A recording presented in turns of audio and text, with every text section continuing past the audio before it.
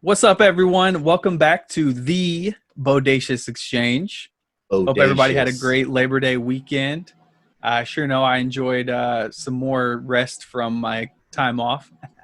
Juan, what's going on with you, man? How you been? Pretty good. Loving the Big Cat T-shirt. If Coming if in with the everybody can big see that, cats. big cats. Yeah. Very, very quick, funny story about this. Whenever my grandma was still alive, my granny, she was like my favorite person in the world. Um, I was looking through this, like like those like the old people magazines is what I call them. They have like all those random gifts. They try to just snatch and grab senior citizens to buy them. It's old school. So it was filled of all different things. One of the things was this T-shirt. It's like 15 bucks. I was flipping through it. I was hanging out with my granny. I was like, Granny, look at this shirt. This is hilarious. She was like, you like that shirt? I'm like, I don't mean, I'm not saying I like it. This is just hilarious.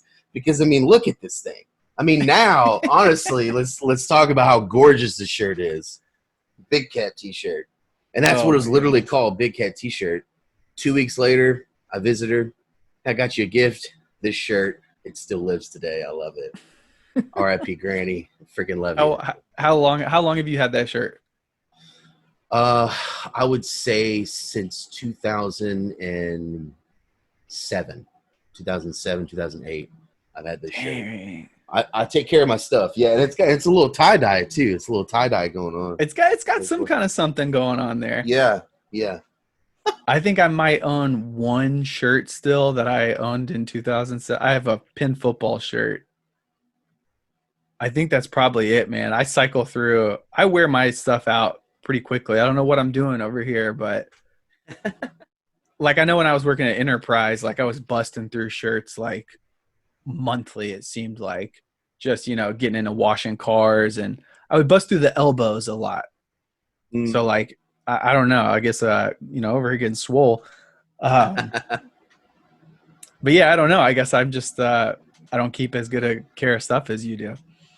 Yeah, I don't know. Well, I mean, I don't know. I don't really know what to attribute it to, but either I've way, also this one was moved a special. ton in the past decade, so going from place to place, I lose a lot of stuff, and I've lived in a lot of scenarios where other people, I'm pretty generous with letting people borrow my stuff, so I feel like my things kind of get communitized from time to time and make their rounds around. Dude, yeah, I hear that. That's how most of my hoodies and my shorts have walked away is women for me. Women always Mm-hmm. want to they always want to take my hoodies. They always want to take t-shirts that are even too big for me just so it can be like a long shirt for them.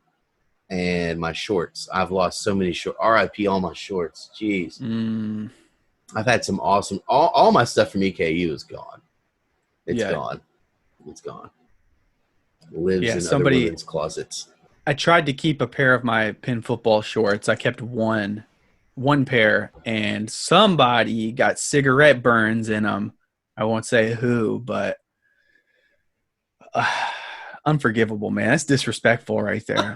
It How you is. gonna borrow my shorts and then ash your cigarette on it and burn a hole in the shorts? Like, mm-mm. Yeah, if a cigarette ash is hitting your pants, you're sloppy to begin with. Super. If you're smoking cigarettes, you're sloppy to begin with. I'm gonna throw that out there. I'm going there with that. Like, You're mm, not wrong. You're not wrong. mm, mm, mm. Yeah, I got the But Uncle Drew shades on today too. I gotta address that. I gotta so big rock, shades. rocking the old Uncle Drew shades. I love how Juan has some Uncle Drew shades and he's never even seen the movie Uncle Drew before. Worked an event for Uncle Drew, though the movie. No, never seen it. Never seen it. No. Yeah, we were talking a little bit beforehand, but I like the movie. I'm also a huge Reggie Miller fan, so once I saw that he was in the movie, I think there was no way I was going to dislike it. Wish there was a little bit more basketball, but it was fun. The cast was fun. It was humorous. Ann and I saw it in the theaters. I thought it was pretty good. Not in my top five basketball movies, but definitely honorable mention, I would say. But speaking of lists, I know one of the things we got on the docket today is our top football movies of all time. So if you're interested in that, Yes. we've got that coming up here in a couple minutes. We're probably going to lead off with that after we kind of wrap, Labor Day weekend talk. Um, Man, being in quarantine has got me back into being a gamer. So like growing up, I was a pretty big gamer, and it hit a point to where like middle of college, it just felt like when I would sit down to play a game, like a video game, it would be like, what the hell am I doing? Like, you should be out doing something productive. Like, go get a job. Like, go make some money. Like, I just felt the sense of like worthlessness when I would turn on my Xbox or whatever. But recently, just being stuck inside, not being able to go out to restaurants or bars or anything like that, like pretty much crushing our social lives this year. It's gotten to a point to where, like, I mean, shoot, you don't have anything else to do on a Friday or Saturday night, might as well fire up the old Xbox and give it a go. So Ann and I have been gaming a lot. I One of my favorite franchises is the Metal Gear franchise. Very few people I know have actually played those games, but the first one I Yeah. played was on PlayStation 2 or PlayStation 1. I can't Metal remember. Gear I Solid. beat that game Yeah, yeah. probably 5 times all the way through. And then they had a sequel on PS2 that was awesome.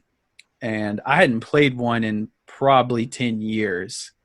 But during my gamer hiatus, the fifth one came out. It's called Phantom Pain. It was for Xbox.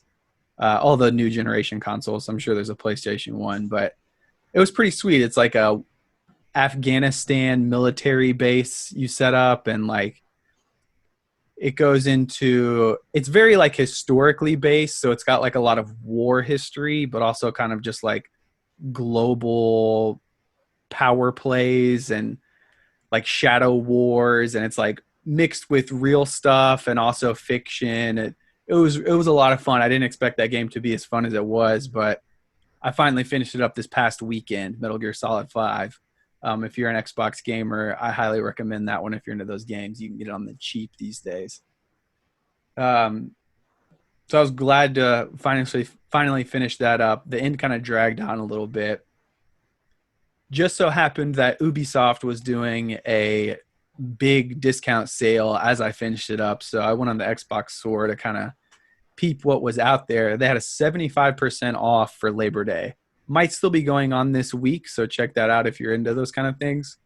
Oh Picked wow. up uh picked up a 2-pack of Assassin's Creed games, which I've never really dived dove into those too much. Dived in? No, dived is not right. It can't be Do- dived. it's definitely dove in. It's dove in. But yeah, I mean, they look really cool. Origins and Odyssey are what they're called. One of them set in like ancient Egypt, and the other one is ancient Greece. Um, Loving the landscape, kind of really colorful, bright, pretty scenery and things like that. So, and I've been diving into that. I love gaming together. It kind of gives us something to be able to interact with and like creatively solve puzzles together and work together on things. So good opportunity to kind of spend some bonding experience together there. But yeah, that's pretty much what I've been up to this entire weekend. So she's been locked in playing games. I know you had some issues with your landlord passing away. What have you been up to all this weekend? Yeah, I usually try to stay as positive and as happy as possible every single day. Um, I'm usually a pretty happy person and just very thankful. I mean, every morning when I wake up, as corny as it sounds, I'm just like, man, this is like, I'm just happy, you know, and just grateful to be here. This life is amazing, man, and it's also very difficult, and also Oh, throws a lot of difficult things at you. Yeah, had some fraud on my bank account. I've gone back and forth now with unemployment because, like we said in the last episode, a previous company I worked for mistakenly put me on an active roster or active employee list. And I'm obviously not working there. It's a very small part-time job. I was working many part-time jobs. Um, and just different gigs in entertainment. It's pretty common. So it's just like there's no way I would risk doing that a couple days a month, losing my unemployment. So I've been going back and forth and kind of struggling with that. And now we've got an oh by the way where our landlord, or sorry, the owner of our property and several other properties on our street in our neighborhood has passed away, and then our landlord quit and didn't even tell us until it was time to drop off the rent. And my roommate, she she hits up our landlord and was like, "Hey, gonna bring the rent by. I just want to make sure that's okay." And she's like, "Actually, no. You can send it to a PO box because I quit. The owner of the house is dead. He's gone." So I don't know. So And that who would the PO box even go to? the LLC that owns the houses. But again, we've never done it that way ever. I know we had spoke about this off air a bit, but we had never done it that way. It always gone to our landlord and not the LLC or the owner of the company. I've never even met that guy. Very busy guy. And now that he's gone, we're like, whoa, something's going on here. Because now the neighbors are talking back and forth that they have, or some of them have been notified that they're going to sell all these houses. We have not been notified at all. So we don't know if they're just going to sell those and keep ours. We've just kind of been left in the dark as to what's really going on. It's just a lot of uncertainty there. It's been a pretty negative weekend, and just trying to bring it back into a positive light here, and back on the job search. Very hard during COVID, and also trying to make sure my job search is, of course I could go pick up a job at Amazon, but if I don't have to, that's super last resort. If I could hone in on something where it utilizes my skill that will continue to build my resume and ultimately get me where I need to, that's obviously what I'm going to try to do first. So even if Right. it's something like working at a hotel or something like that, just something. Also, my mindset is always what could translate to Vegas, because that's where I'm going to end up living one day. I mean, I've been talking about it for so long. It will happen. So even if it's going and working at the airport for one of the airlines, something that could translate anywhere, and especially out to Vegas. So a hotel chain, airport. I mean, that's those are Gosh, really like the. have you looked into jobs in any of those currently? Like, I can't help but think that hotels, I know airports, they're getting ready to make, like United announced like tens of thousands of layoffs they're about to undertake. And I know like Vegas, like MGM got rid of a quarter of their workforce within the past month. So like I can't Yeah. imagine Vegas is by any means flourishing, and won't be for at least 6 months to a year, I would think. Certainly, yeah, and I mean, and I'm thinking I'm going to be here in Cincinnati now that I'm stationed. Like I'm not taking gig after gig and not using this as more of like a home base, which I've used Cincinnati since I've lived here as more of like a hub and like a home base. I wanted to get somewhere where we had an international airport. I wanted to get somewhere where it was more, this market flirts between like a B minus and B plus market. Um, in regards to entertainment and music and acts that come in. So I wanted to get to a market like that. Um, I plan on being here for another year, I would say now, at least, maybe a little bit longer. So I'm definitely thinking long term, but in the short term, long term Vegas, but in the short term, it's like, okay, what can I do that would actually get me closer, or another skill I could learn, or another avenue Like that's why I took the job with the Bengals, because now I know with the gig that I had, it's such a high level with them that I could easily get an amazing referral and get a job with the Raiders when I go to Vegas. And I don't even want to necessarily do that. That's just, I know I can at least get that gig, where if you think that's just like here, just like anywhere. I mean, how many home games do they have a month? Two, maybe three, probably two. Right. To a Yeah. month, so it's again, it's just more like gigging. It's just gigging. It's just full-time gigging. So it's a constant shuffle. I would rather not do that, but that's just, I'm just trying to prepare to where, okay, if I have to gig out there, then I'm setting myself up for this. So Yeah, I like the way you're thinking into the future. I've been trying to get my foot back in the tech community. I had a really good tech job in Lexington a few years back. We built apps for local businesses, and we had some big clients. We were actually the official app of Rep Arena. mhm. We used like a it was got a low energy Bluetooth technology, and it was kind of like an indoor GPS that would trigger advertisements or something onto your phone. Like we were gonna do like scavenger hunts and things like that. Oh, yeah, you actually helped us onboard a lot of users at one point. Oh yeah. Um, I thought that was going to be like the job of my future, and I was in between business and tech, so kind of talking to clients on the front end and seeing what applications they wanted, and then translating that to the back end with our programmers and getting it developed and testing and going through all of the steps there. So it was a really broad spectrum in a lot of areas where I'm interested in. And then out of nowhere, our uh, founder and CTO had a heart attack, and I just stopped receiving a paycheck, and all of our funding got pulled pretty much overnight. So Mm. I'm actually still paying back taxes on when I worked there. Mm. Hilarious. 5 years later.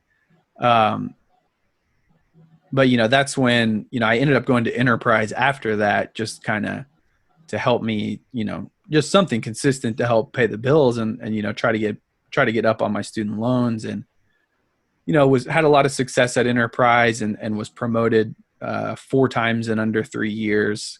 So just kind of stayed on because it was helping me with a steady income and a place that promoted from within. I really appreciated that.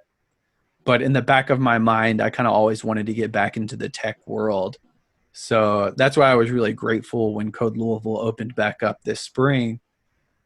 So I finished my first class at the end of July, um, and I've been trying to get my foot back in the tech world, but just with how tight the job market is right now, I haven't been able to quite yet.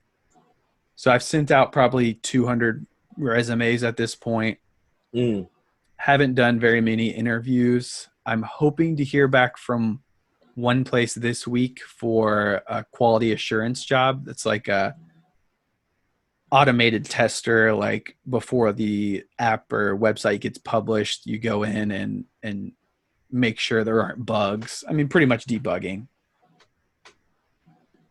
But I mean, at this point, if I don't get that job, I'm at the end of this week. I'll be back either at Amazon or GE, just for the time being, just to make sure I have rent paid for November and moving forward and stuff. Like we're good for the next 2 months, but it's getting to the point where if I don't get a job here like ASAP, we're going to be struggling really bad. So yeah, I'm giving it literally to the end of this week based on what they told me I should hear back this week. Fingers crossed that I can get in that, because that would be huge. It's a great place to work from all the people I've talked to there. But yeah, I mean, I've worked at Amazon in the past. It is what it is. I'm sorry. Like you just got to put your pride as to the side at some points and just, you got to pay the bills, It's tough. I mean, whenever for me, it wasn't even about, I don't I don't know, not necessarily pride. It's like, because I mean it's honest work. It's just like dang, man. Like, this is, oh, man, it sucks real hard. It's soul crushing, man. Real Amazon is hard. notorious for people attempting suicide at the job. Yeah, So I like didn't know that, but I would totally believe it. I mean, even my orientation, I was just like looking around. I'm like, oh my God, man. it's tough because it's like it's guaranteed work and like you're gonna get hours if you want to show up to work, but it's so soul crushing. Like you're literally tracked every step you take from the moment you walk in to the moment you leave. Yeah. And like your product, like how many, I was a picker. So we would take things off the trucks that came in with the new shipments of things, scan whatever it was, and then scan it into these little cubby holes. And like that's all I did all day. And like I did a lot of books. So I was like grabbing these stacks of books like this, and it was putting a lot of pressure on my thumb. So I started to get real bad swelling in my wrist and like all up in my hand. And it got to the point to where when I would sleep, if I put my hand straight out, in 30 minutes my arms would go numb. So like I couldn't sleep for more than 30 minutes at a time. And of course I was working the night shift, so I was 6 p.m. to 6 a.m. I felt like I was like literally never seeing the sun, and like my friends would come over and like be with my roommates like watching football on a Sunday, and I'm like, effing hate you guys, like I gotta go to work. Oh man. But you know, Yeah, the light at I the end don't. of the tunnel for me is that it's only going to be temporary because I'm in my second Code Louisville class right now. I know once I'm done with this one, I'll be more than ready for a solid job in the tech world. So just got to keep learning, expanding my skill set, continuing to build projects and work on my portfolio. So I'm confident. I'm not as beaten down going into it. Cause I mean, initially that was like, we had built a startup right after college, and you know we gave it 2.5 years because we had a lot of great contacts. We were doing like marketing and social media and stuff for athletes and entertainers, and I thought we had a lot of really good success. We just struggled being able to monetize it. Are you talking So about the one that we were involved in, Pintegrity? I'm talking about Pintegrity, yeah, because Yeah. Oh, yeah, yeah. because I was mowing yards that whole time we were doing Pintegrity.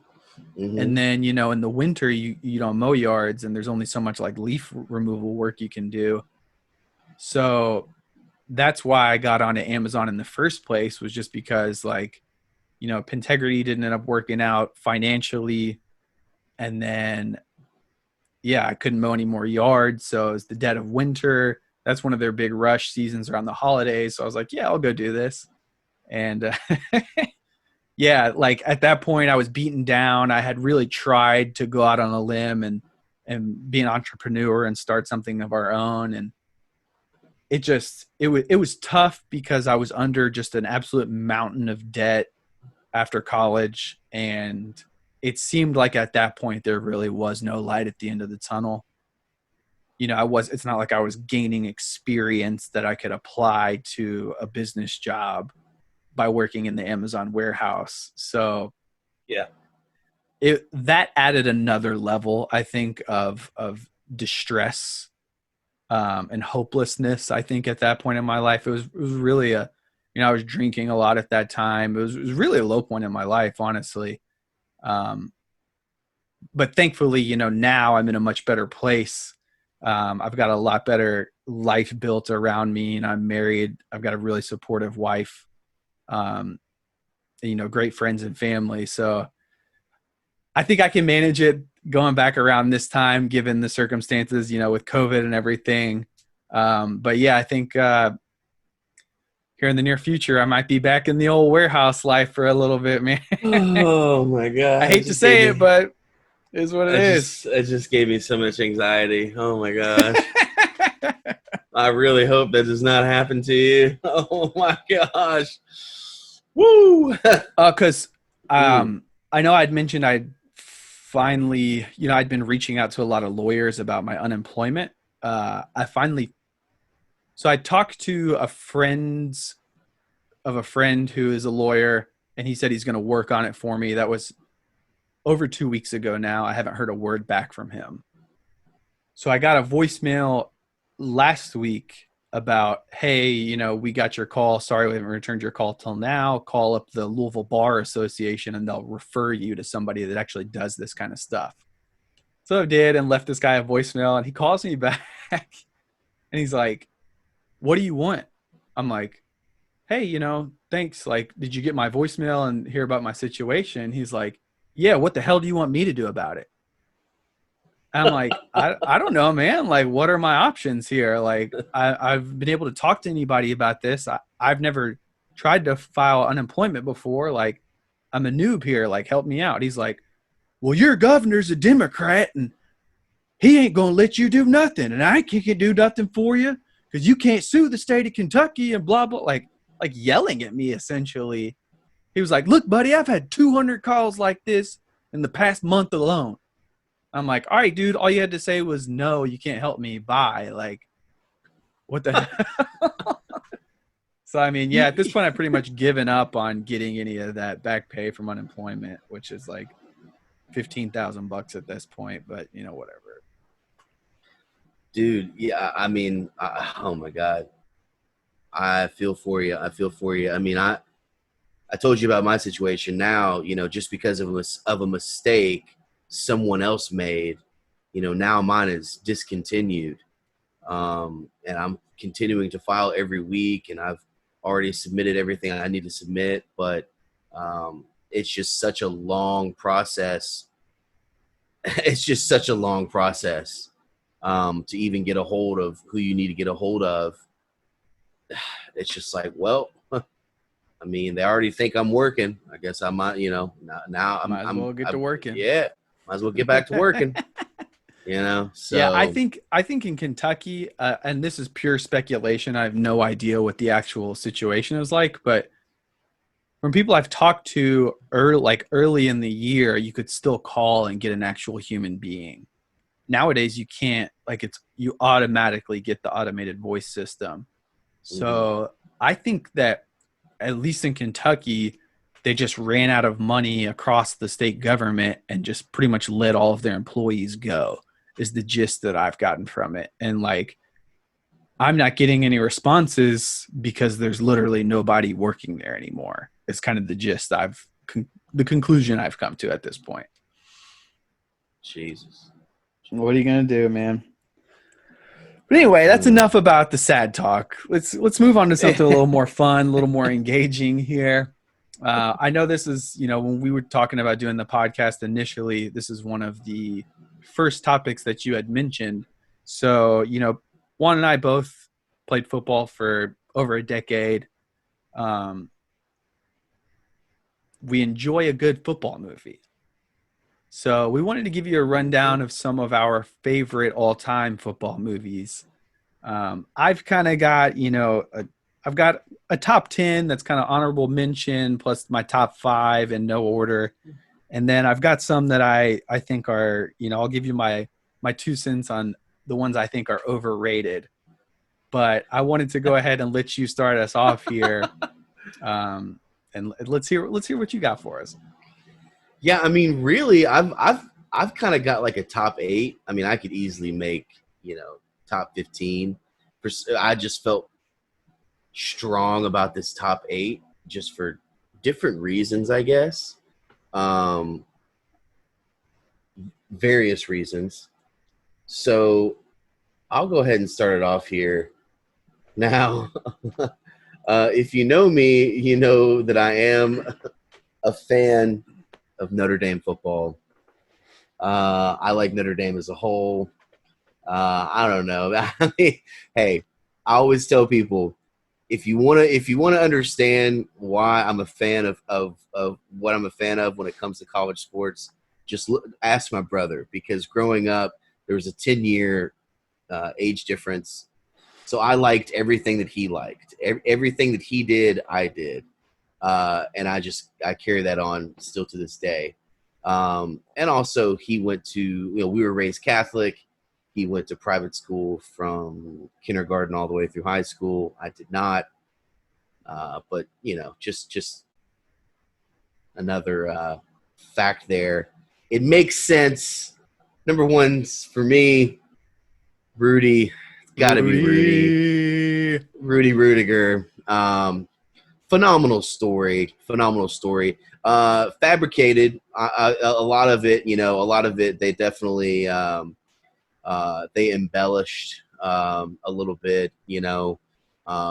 For instance. I read a recent quote. Jeez, I think it was from Mr. Joe Montana himself. um, but he was like, "Did Rudy get carried off the field? Yes, he did, but it was by like two of the linemen, and it was as a joke. Were they chanting his name as he was getting carried off the field? Absolutely not. It was a joke. Did he actually get in the game? Did he actually make a sack? He did. He got in the game. He made a good play. The only reason that the team and some people were chanting his name was more of a joke. He was the joke on the team. But nonetheless, he did make the team how he made the team. Extremely hard. I mean, at any time to make it, as a walk on, especially for a storied program like Notre Dame. It's just such a damn good movie. It's It's just such so a good. such a you're not going to get any arguments from me about Rudy. I've got Rudy in my top 5, probably at number 1 as well. Um I get chills when I watch that movie, man. Like it's so uplifting to see somebody, go through the struggles and get beat Yeah. down and rejected at every turn and just be relentless and finally be able to break through. Got some great acting in that movie too. Sean Astin.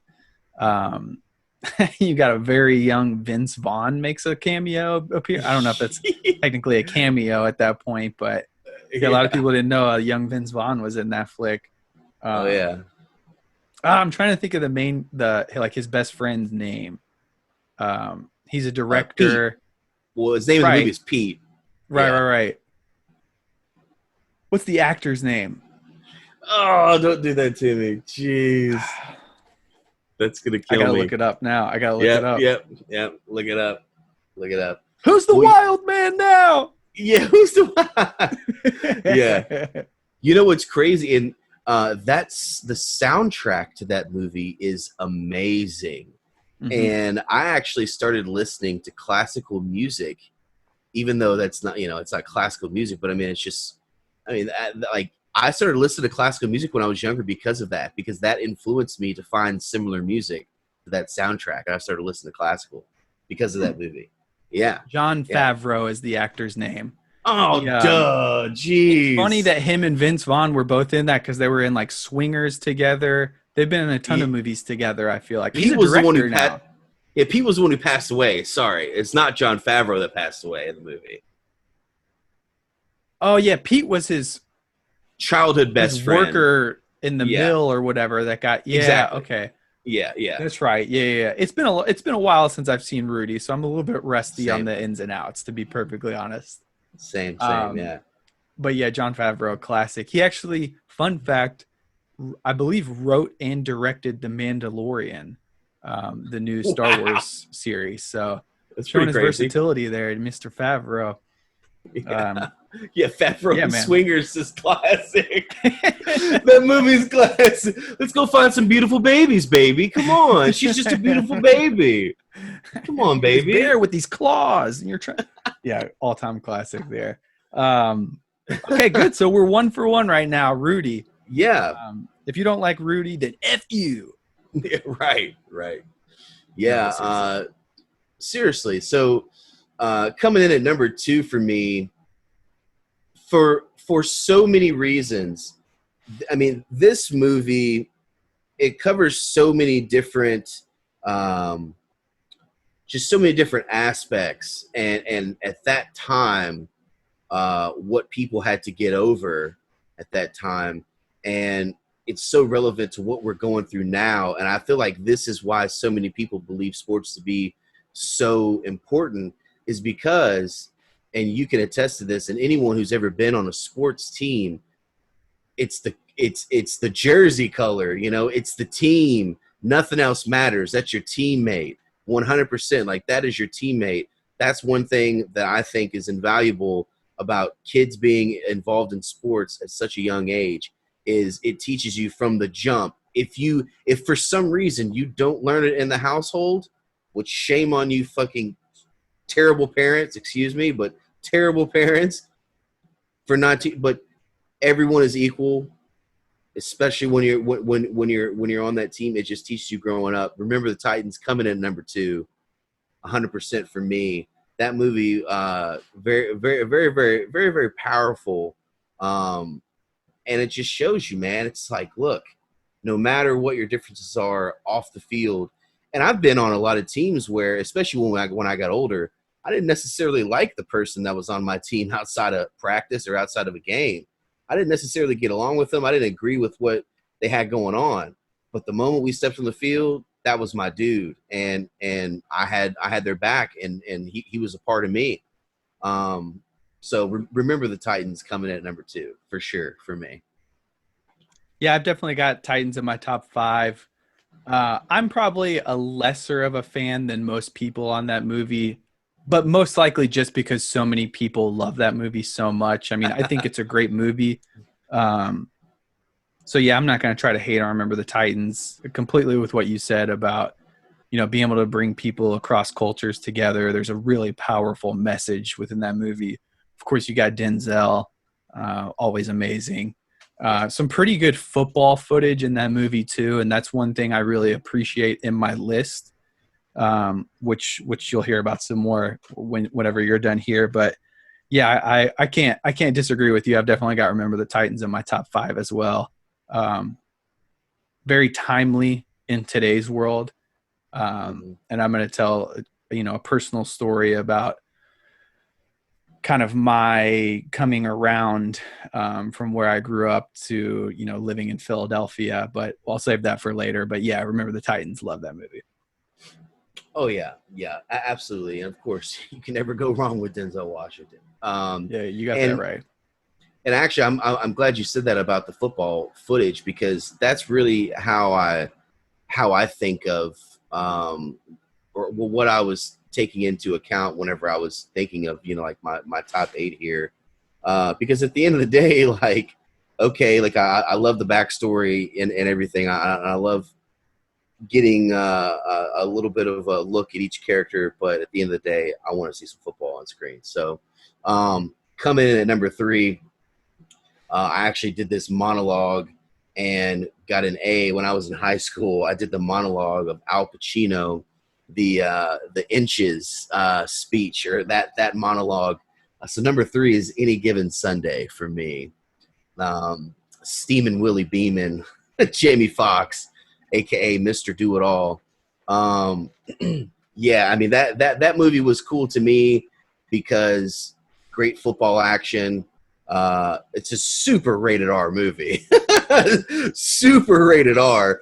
But that's also what I loved about it, because especially like if you have aspirations to go pro or get to a certain level, it gives you a look at like, hey man, there's some grown men, and like when you get to that level, man, you got to be nasty. Like you got to be a violent human being to be a professional football player.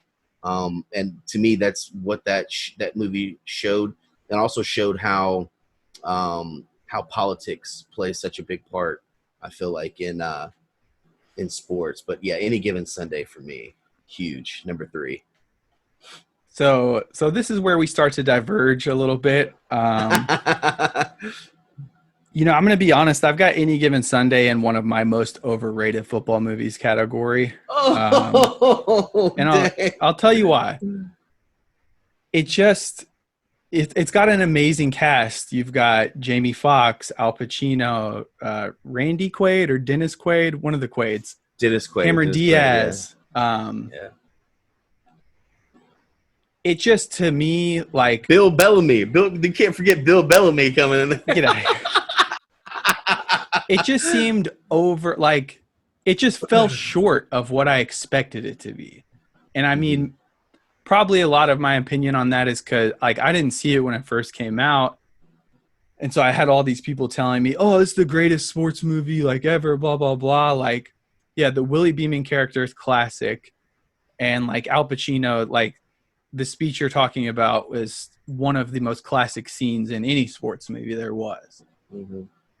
But like, I don't know, man. It just seemed like overproduced. Like it fell short. Like the football scenes didn't do it for me at all in that movie.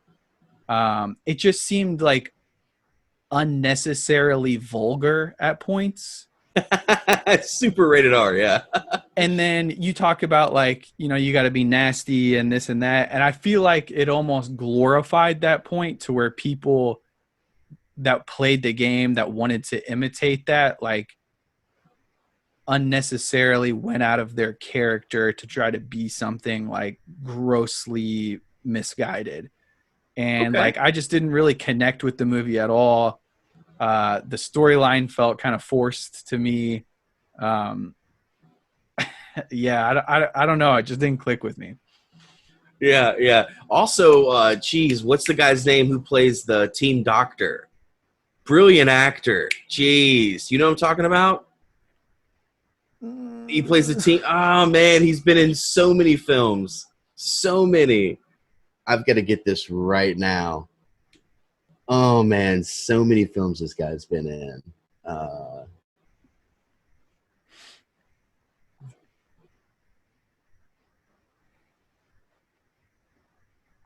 James Woods. James Woods. Trying to think Jimmy of his face. Woods. James Wood. He was Dr. Harvey in there. Yeah, plus you had Jim Brown in there. You had Lawrence Taylor, Aaron Eckhart. I mean, LL Cool J, Oliver Stone. See, that's what I'm saying. Man, It's star studded. And it's what a like you would think it's cast. the best What a movie of all cast. time, but it just like it didn't gel for me. Like I You just could know, like yeah.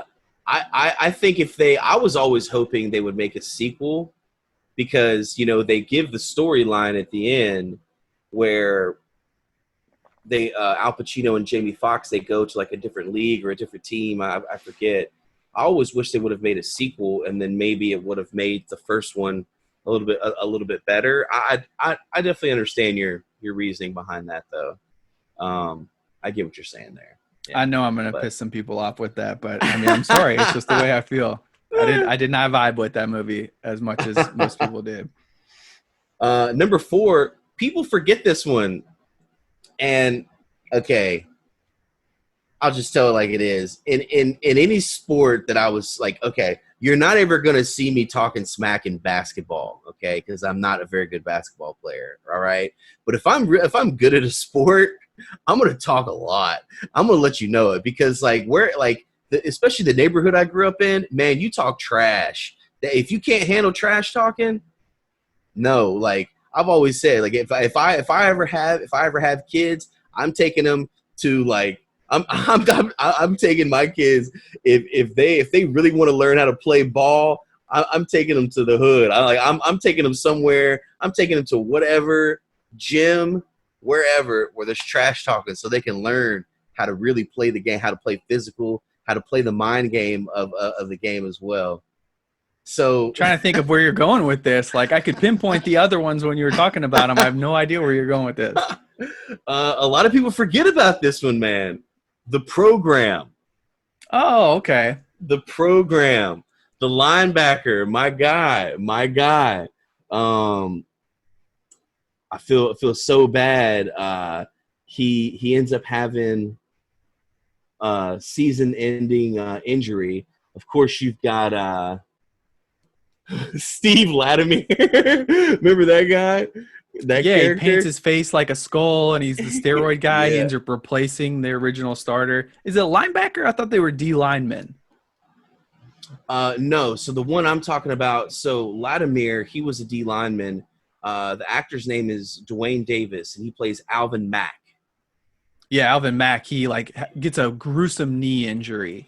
Yeah, yeah. He Yeah, gets he gets yeah. crack he gets crack he gets high load. He gets cracked back on, but he gets high load. And it just Oh, completely I tears his knee completely up. get why you're talking about, because he was the best trash talker in that movie. Oh my Oh gosh, man, yes, I love absolutely. it. Dude, it sends chills. It sends chills. He's like, I remember you. You're the one that got my brother locked away. He's like, man, he's talking to the running back. He's like, man, that ain't me. He's like, yes, it is you. You thought I wouldn't find you. I found you now. I got you now, sucker. I'm like, let's go. Let's go. Oh my Oh, gosh. I am love totally that with you movie. on the program, man. Super underrated. I've got it on my top five for sure. Yeah. Checks a lot of the boxes for me. It's real and it's gritty, and it's not in like a cheesy kind of way. The football in the movie is great. Um, I think what's it? Kane, Joe Kane, or I forget his Joe first Kane. name. Joe Joe Kane. Kane. Yeah, Yep, Joe Kane. I love that character because it kind of dives into the mental toll of being an athlete at that level. Mm-hmm. Um, he's a guy that you would think would be on the top of the world, but he's like suicidal, and he's battling with his family's demons, and that kind of comes out in his attitude on and off the field. Oh my gosh, dude, I don't have, like, I cannot say enough good things about that movie for how Yeah. real and accurate it is. Totally, totally. Yeah, that's something I always enjoyed uh, about that movie for sure. Number five, getting back to high school, and the main reason why I have this as my number five. I actually I like the football action. I hated how they filmed it. I hated how they filmed it. Actually, it was one thing that always bothered me about this movie. But at the end of the day, when it came to the pressure that was put on by the community, to be great, how absurd it was for um, all the entire community and really the whole state just to put all this pressure on these high school kids, which happens all over the country, really, especially in bigger states. And it just gives you an idea. And also too, like whenever we were in high school, I mean, we didn't really feel like a lot of pressure just because like my high school team, we had never won the state championship until my senior year. We were always a top five football team in our class every single year since the 90s. But we had never broken through. But we definitely put the pressure when after we won it on everybody. We're like, look, we got it, so you better not ever lose it again. And they lost. But number five is Friday Night Lights for me. Friday Night Friday Night Lights. Lights. No, I thought Yeah, you were gonna say something completely different there. Oh yeah. man. And maybe it's because I recently watched it because I wanted to go back and watch it to see like, man, like, did I really like? I don't know. I just the way they followed those characters in the movie, especially Booby. I mean, dude, Booby Miles, man, it just that always hits me so hard because I never had a season-ending injury in high school. Um, I did have a career-ending injury, but just knowing a few people like that in high school that either had injuries whenever they had something else happen to them, and that hit home for me, especially watching it back where they had multiple full ride scholarships and then something happened to them, and then after that their life was completely different. And I mean, you're talking whenever you're 17, 18 years old, life changing events for the entirety of your life. It's pretty intense. So that's for me why number five, Friday Night Lights. Yeah, so I thought you were gonna say Varsity Blues, man, when you started talking about high school and the pressure on the kids and from That's this whole state and like Texas football and everything. And then okay. like with That's the whole that's my injury number thing, six. yeah, That's my like number six. That's my number six. Lance goes down and he goes from being like a Florida Lance is right to Florida State. Uh Yeah, yeah, he ends up being a coach from that point forward. He never ends up playing again. You've just got the absolute mixture of personalities from your Charlie Tweeter to your Billy Bob to, I mean, Mox and Lance are completely different. They play the same position, and I feel like that happens a lot.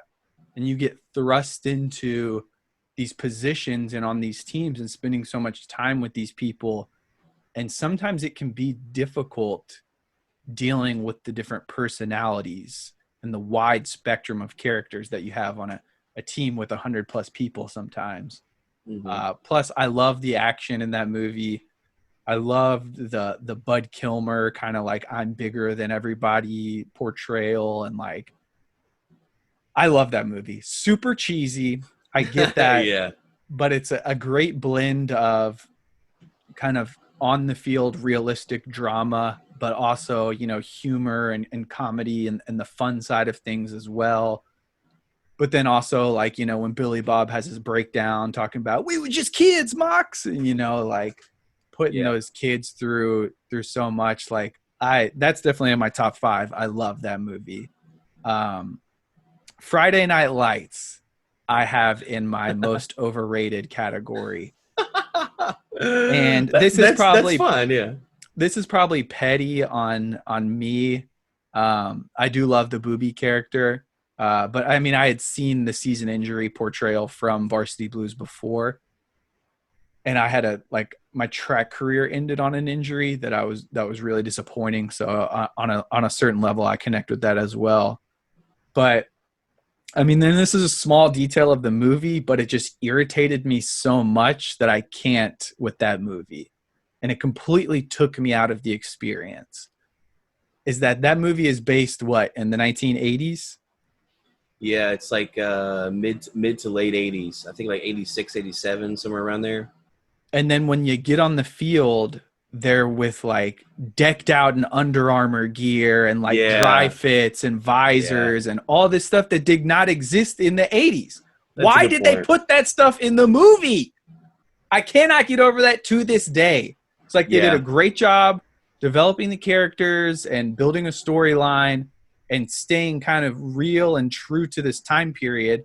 And then you do something like that to completely like remove you from the experience. It's like, wait, are they playing in 2000 or I thought this was the 80s? Like what? It took me so far out of the movie experience that I just couldn't get back into it. And it pissed me off because I was so into it up until that point. And then it was like, dude, this is stupid. Like, why? Like, why did they do Yeah. that? That is a really good point, actually, and I remember thinking the same thing. I guess I just kind of forgotten about it. I wasn't as pissed as you were, obviously, at that. But no, that is true, and it's a good point because the cars they drove, the lingo they used, the clothes they wore, all were really in that time. You know, it was Yeah, it they did a was it was great it job was of to the creating the times. environment and the Yeah. setting. And then, just like you said, yeah, I mean, even the equipment they use, come on, man. Like, They got in like that, brand new helmets and Under Armour dry, like Nike dry yeah, fits and like banded yeah. up and like visors and like get out of here with that, dude. Like, no, no, no, E- no, no, no, no. even the jerseys, like back in those times, everyone's jersey was loose, you know? Yeah, they could have at least done like the uh, U where they like tucked the jerseys up and had like the midriff exposed or something like that. Like just right. be true to the time frame. Like it took me out of the movie so bad, man. Like I Yeah, couldn't do it with that movie after that point. that's funny. That's funny. No, I agree. I agree. Still, I still, it is my number. It's funny because like for me, my 1 and 2, one being Rudy, two being those are kind of like 1 and 1A for me. My 5 and 6, 5 being Friday Night Lights, 6 coming in at Varsity Blues. Those are kind of like 5 and 5A to me. In a way, I mean, really, those are kind of tied. I mean, but and I definitely agree with exactly what you said. For me, also Varsity Blues, like um, we had our defensive coordinator. Um, I think he left. Yeah, he left going into our junior year. There was not one person in our freshman or sophomore class that liked this guy. I mean, he was just like he was like evil. He was like pure evil. And it's almost like he woke up and he was like, man, I can't wait to ruin some kids' days today. You Yeah. know, And and he was, that's sorry, I just had to interject there. That's something that really subconsciously I identified with because, mm-hmm, I played for almost 20 years and I had very few coaches that I really appreciated. Like my coaches in college were amazing. mm-hmm. And however, like my high school coaches, I had three different head coaches in 4 years. Yeah, So I like can't I had no imagine that. continuity. I had nobody that I connected with. And like my senior year, we brought in this guy that we played a completely different style of football. And he came in with this like military, like grinded out mentality that I just did. He and I never connected. And like you're saying, that just like wants to make your life miserable for like absolutely no reason at all. So yeah, I Mm-hmm. really agreed, or I really connected with that give and take between the players being the ones that are actually playing versus this kind of dictator head of the team that's like it's my way or the highway. Um, so yeah, I that's something I hadn't really thought about that I appreciate about Varsity Blues. But yeah, For you're dead sure. on that. For sure. And you know, after he left, he took a head coaching job at another school. We were all so relieved. Our team was an entirely different team, just the energy, the atmosphere, but still our head coach, man, I tell you what, dude. And this is where I connected the most with Varsity Blues, is because where I went to high school, for people who have no clue who we are, where I went to high school, it was a very young football team. Okay. I went to public school all my life and then went to private high school, and it was more of a prep school for sports. Okay. And my brother, again, 10 years older than me, he was an eighth grader whenever they first started the high school football team. So he dressed at varsity because the team was so small as an eighth grader. So he was on the first football team the school ever had. So I was always around the program growing up, and I always looked up to the program. And they had the same head coach from day one.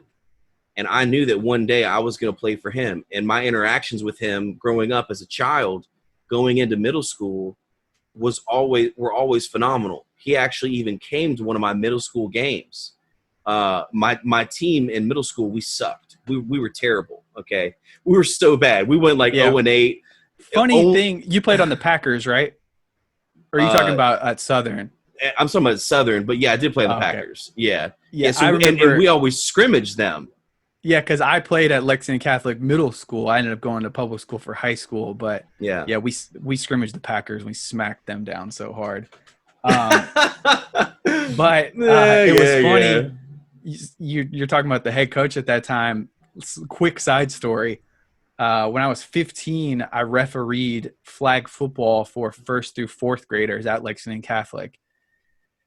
And the head coach's son was either in third or fourth grade, but he was on one of the teams that was in the playoffs when it came time to that. And I remember, I'll never forget this.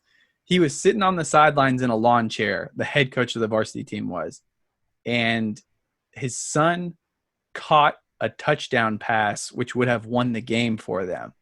But he literally took his defender and threw him to the ground. The poor kid fell down. So he's wide open. So I flagged him for pass interference. Like before he even caught the ball, the flag was out. And of course, like as soon as I let the call out, dude, he was up out of that chair an inch from my face. Like, are you effing kidding me? Blah, blah, blah. Like, I got threatened for my life so bad refereeing flag football for little kids, man. Yeah, yeah, that's exactly like what Kilmer. What if Kilmer was a real person? That's exactly who it would be. Honestly, yeah. And I mean, like looking back, I feel like our coach in high school really was that. And so going back, I idolized him growing up. I really did. And coming in as a freshman, again, my team, we sucked, but I was player of the year. Okay. And all the middle school teams, they knew exactly who I was because I was one of the very few good players on my team. So they would always talk trash to me. All we got to do is stop that guy, and it's game over. So everyone knew who I was. There was a bit of a buzz, and like I said, he actually attended one of the games, and I had my best game that game in middle school. And I mean, my family was close with him.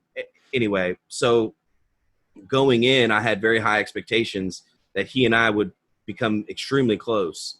And it was the opposite. I mean, after sophomore year, when he had me change positions, he brought me in his office and was like, "Look, we don't run the system like we used to. That you expected coming in here. So if you switch this position, you can get on the field as a sophomore for varsity. What do you want to do?" Of course, I just want to play. Put me on the field, and we did. But then junior year, he sabotaged my football career, straight up. And I'm not the only one. He did that with multiple kids. And if he was having a bad day, you were having a bad week. And and he would always pick, 3 or 4 people each year and only promote those kids, his favorites. He would never promote the team. And this is not just my opinion. I went back and I for people who don't know, I went back and I actually coached in my alma mater because he left after we won the state championship my senior year. I went back after my freshman year of college and I coached for 5 years. I know. I mean, I know. And and a lot of those coaches were still on the same staff. So they were my colleagues, and they would tell me over the years, "Yeah, man, you're right. Like he actually did this to you." Or in the discussions of, okay, we've got 20 seniors, let's rank them, and I would always be like in the top, 10 or 12 or whatever. And they would say, okay, we're going to concentrate. We're going to push these kids. And my name would always fall off the list. Or schools would call and ask about me. And no, he ain't going to cut it. You don't want him. So, I mean, like how evil of a human being, total scumbag, that guy. And that's Kilmer. At the same time, he was an amazing coach, just like Kilmer, and he knew how to win. He knew how to win, and I'll give him that. You can never take that away from him. But not a good person. So my senior year, I had a similar but different experience with our head coach, brand new head coach, like I was just saying. We were really good that year. We went 10-3. We only lost to 2 different teams. But I thought we had a really pretty stacked senior class. And the next year, they won 1 game. I think over the next 3 years, they won a combined 4 games. They were pretty like terrible. That. Yeah, they were terrible. And we were good. Like, we went to the state semis 2 years I was there. We lost to a nationally ranked quarterback in Brian Brom at Trinity. He was on the cover of Sports Illustrated as a high school player. So, like, we were playing some good competition. But this coach, like, same kind of thing. Like, when recruiters called and stuff, he just had something about the wide receiver position, and that people that played it were like prima donnas, because he came from this like wing T style where he just wanted to pound it up the middle and like do nothing but run the ball. Yeah. So like he definitely had played favorites with who he would talk to recruiters about. And thankfully our offensive coordinator and I were on the same page. And our offensive coordinator was the coach that ended up like, I had gotten interviewed by the Herald Leader, and I had some quotes in there about like, yeah, Harvard and Yale had recruited me, but I probably am not going to be able to afford it. So I doubt I'm going to be able to go to a school like that. And then the next week, the recruiter from Penn was at my high school, and he was an old friend of our offensive coordinator.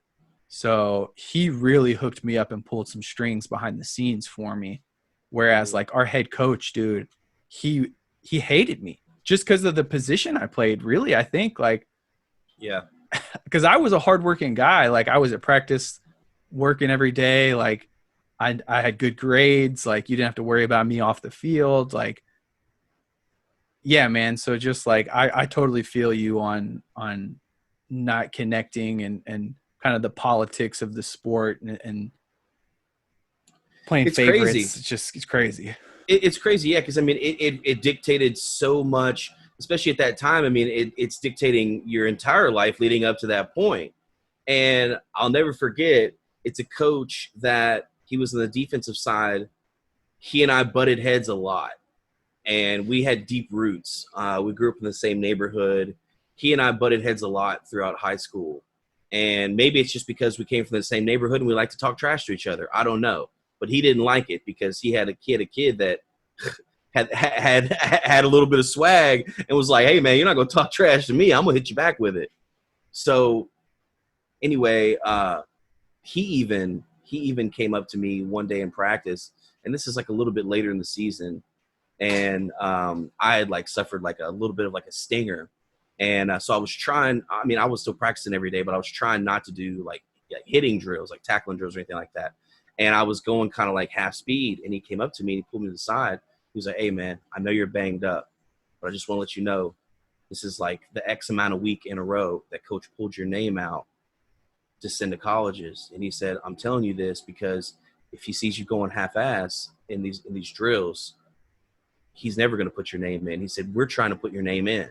We want you to go to the next level, but he's taking it right out. And for him to say that, I mean, that absolutely blew my mind. I mean, we got so heated one time because he wouldn't play me enough on the defensive side of the ball that I got in his face and cussed him out and tossed my helmet. Because the guy that I was going to go in for, he was so winded. We were all playing both ways. I'm like, dude, let me in. He puts me in early in the game because he's winded. Get back, boom, hit the running back in the backfield, force a fumble. It was one of our biggest games, force a fumble. And then after that, I get no clock. So, I mean, me and him really butted heads a lot. And so for him to say that, it was crazy. Anyway, Kilmer. I got two real more quick things since you got me fired up here. And I don't know when I'll have another chance to tell these stories. My junior year, I loved running track. It was my favorite thing in high school. And the new coach had come in the winter to run our off-season weight program, and then, of course, spring ball. So spring ball comes around, and like my track coach is like, you need to be at track practice every day. And my football coach is like, you need to be at football practice every day. So it was a back and forth. And, I ended up going one day at one, the next day at the other, which satisfied neither of them. I actually got kicked out of track practice for it one time.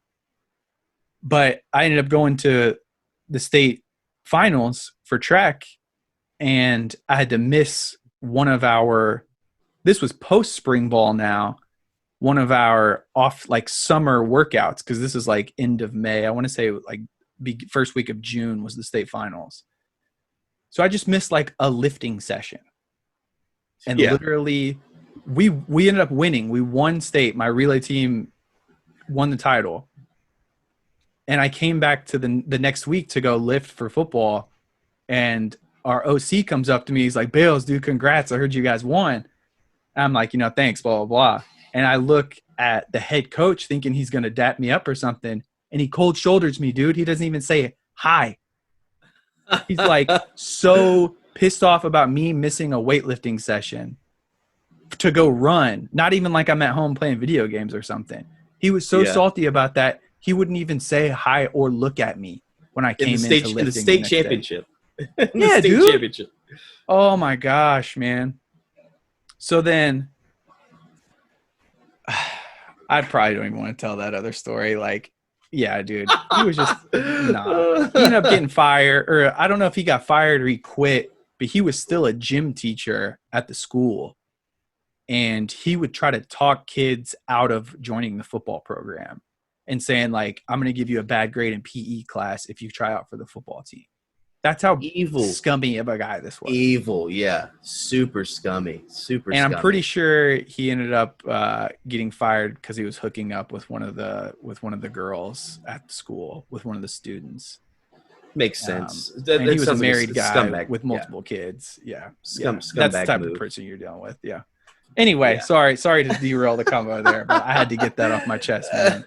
No, yeah, we both did it. That's okay. That's totally okay. Yeah, he was such a baby. He thought we were gonna lose. My second to last game, my senior year, we were playing Scott County in the regionals in the tournament. It went to double overtime. We ended up winning the game. That was the highlight of my career. It's actually this picture right here. Yeah. That was second overtime. third and goal from like 15, 20 yards out. Our head coach wanted to run the ball and our OC wanted to pass the ball. And they had gotten into an argument about calling plays. Fourth down came the series before this, and we threw an incomplete pass, but the guy grabbed me, so I kind of flailed a little bit and got a PI call. But the coaches at that point thought the game was over. And our head coach had ripped – my uncle tells this story hilariously. Our head coach had ripped his headset off and smashed it, and they literally – two of our coaches had to be separated on the sidelines because they were fighting each other. Our head coach was like a juice head, like absolute steroid psychopath. And so now we've got a fresh set of downs, and he's got to like get back into coaching mode. So just he had given up on our team. And then, so we called 2 running plays in a row. And then we also got a penalty. So that's why we had lost yardage. It's, you start 1st and 10, it was like 3rd and 15 or whatever. And then we just kind of threw a Hail Mary to the end zone and I caught it and, we won. But they had like the bond had been broken already by that point. So like that next week of practice, dude, was the most awkward week of my entire life. Like nobody on the team wanted to be there. And it's not like this was some kind of like isolated thing where like everybody saw what happened. And so like the coaches didn't want to be there. None of the players wanted to be there. Like we were so disorganized that week, man. We got a delay of game penalty on the first play of the game. That's bad. That's the bad. Next week. Yeah. It's never happened in my life, dude. Usually I have the first like 10 to 20 plays scripted. So it's like, exactly what you want to run. We had a script and our head coach was like, no, I want to do this. And they kind of got into an argument on the sidelines again. Delay of game for the opening play of the game in the playoffs, man. Losers. Yeah, and after the game, I'm like, good. Like, I'm glad this season's over. I'm done standing out in the cold with all these people. Like, I couldn't do it. Yeah, I'm sure we could go on and on because, I mean, I've just scratched the surface on my experiences there. So fired up, man. Triggered. Yeah. You start talking about head coaches like that, and I got triggered like crazy. Oh, my gosh. Yeah. Shout out to Coach Timony, though, my track coach. He was the best, probably the best all-around coach I ever had in my life. Timony, he's running for something in Kentucky, one of the representatives. If you're in his district, vote Killian Timony. That's my guy. Yeah. I didn't even go to that school, and I remember he was a cool guy. Yeah. Yeah. No, and yeah. Yeah. The dynamic changed so much after my so much after my sophomore year, and I will have to say shout out to the man Bill Letton if he ever hears this. Coach Letton, he knows I love him. So he actually took over the head coaching job. That's who I worked for whenever I was a coach there. But then my sophomore year, the defensive coordinator, he left, and then we got the blessing that was Bill Letton. First year he was O-line coach, or maybe he came my sophomore year. Yeah. No, he was O-line and D coordinator. Is it? Either way, he took over the defense, completely changed our program. And just the vibe that he brought and the knowledge that he brought, absolutely amazing. That guy was amazing. That coach he's a guy who actually cared about the players, and the amount of kids after we left that went and played small college ball under him, unbelievable. Whereas if you weren't going to Michigan, or if you weren't going to Nebraska, or if you weren't going to Miami, if you weren't going to a major school with the other head coach, you didn't matter. You didn't matter at all. Anyway, that's the last I'll say on all that. That's a whole other discussion. We'll have to bring Will and the guys on to you talk about a round table. I'd love to get some of the greats on here. Shout out Teddy Saberna and Salem Simpson and all those guys. But anyway, okay, back to this list. a lot of feelings about Varsity Blues coming in at number 6, obviously. It's got to be top five, man. Varsity Blues has got to be top five. Like I said, it could easily switch with Friday Night Lights for me. Looking back, it probably deserves the number 5 slot. So number 7, for me, it was just such a cool story. More of like a drama than like an actual like football movie, I guess. But still, like the football action was good, and it's just an overall just really good story that everyone kind of needs to hear. And I'd have to go with The Blind Side coming in at number 7. I really liked that movie. No, you didn't like it, huh? Like, what Not movie feeling is that. better? No, Not no, feeling that not at at number all. 7. No, no way, I, dude. No, I not like The top Blind 10. Side. No way. For I mean, me, that's yeah, like I said, I've only got a top 8 here, and they're all really after like 5 and 6. They all just kind of have like different reasons. I was gonna do like a top 15, but I just rounded it out to a top 8. We don't have to touch on The Blind Side.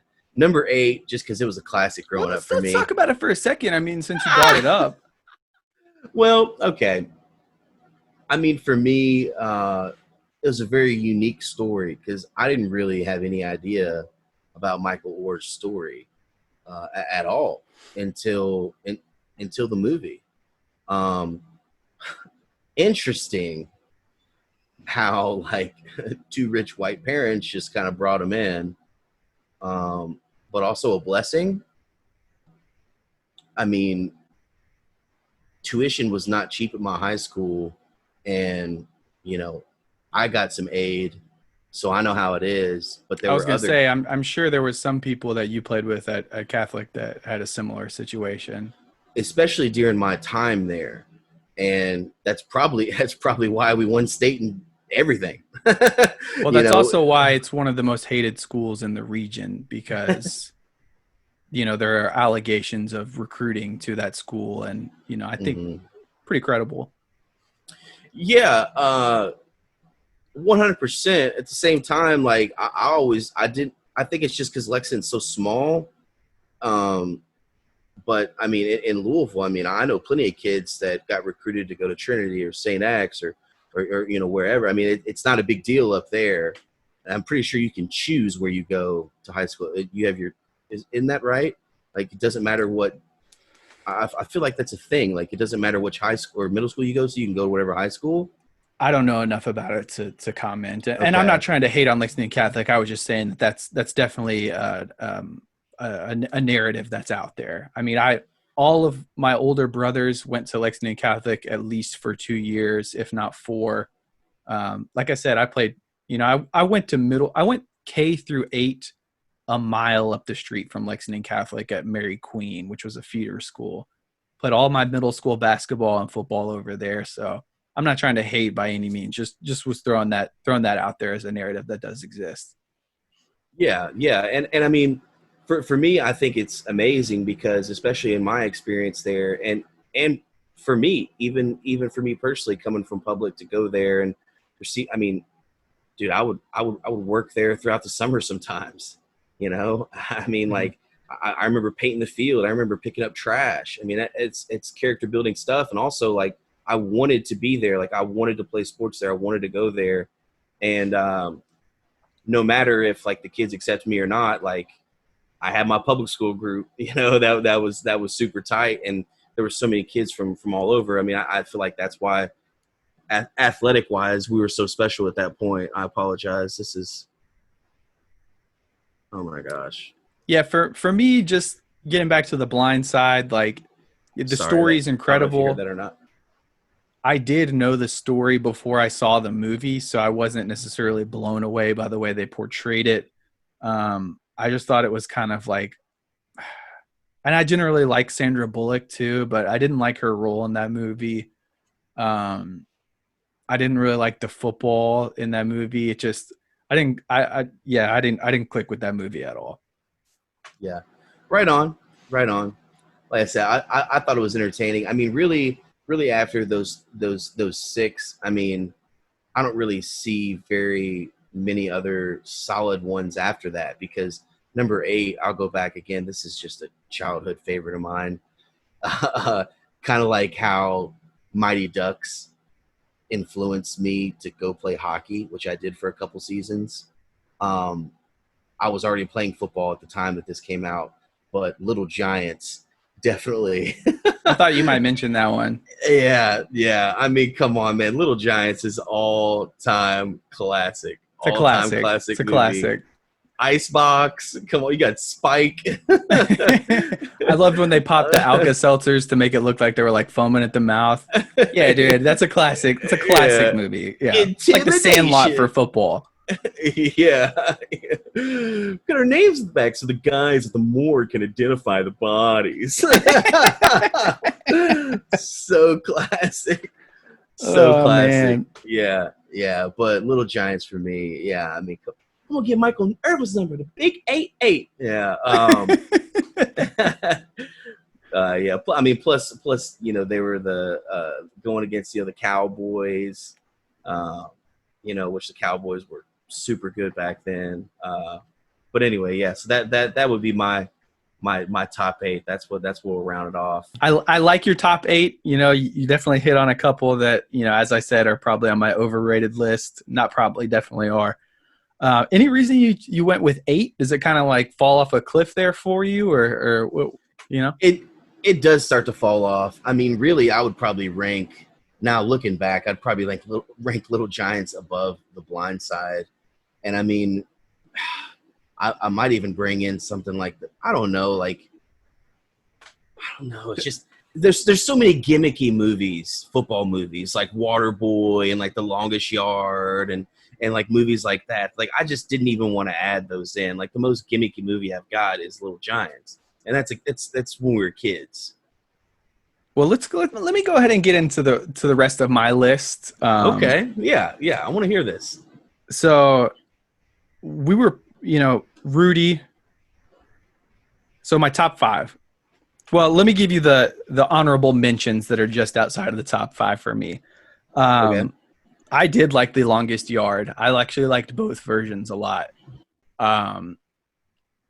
Just kind of, going back to that whole idea of all the different characters on a team and so many different types of personalities coming together. I enjoyed the Burt Reynolds version. I enjoyed the Adam Sandler version. So just figured I'd kind of honorable mention those as a singular there.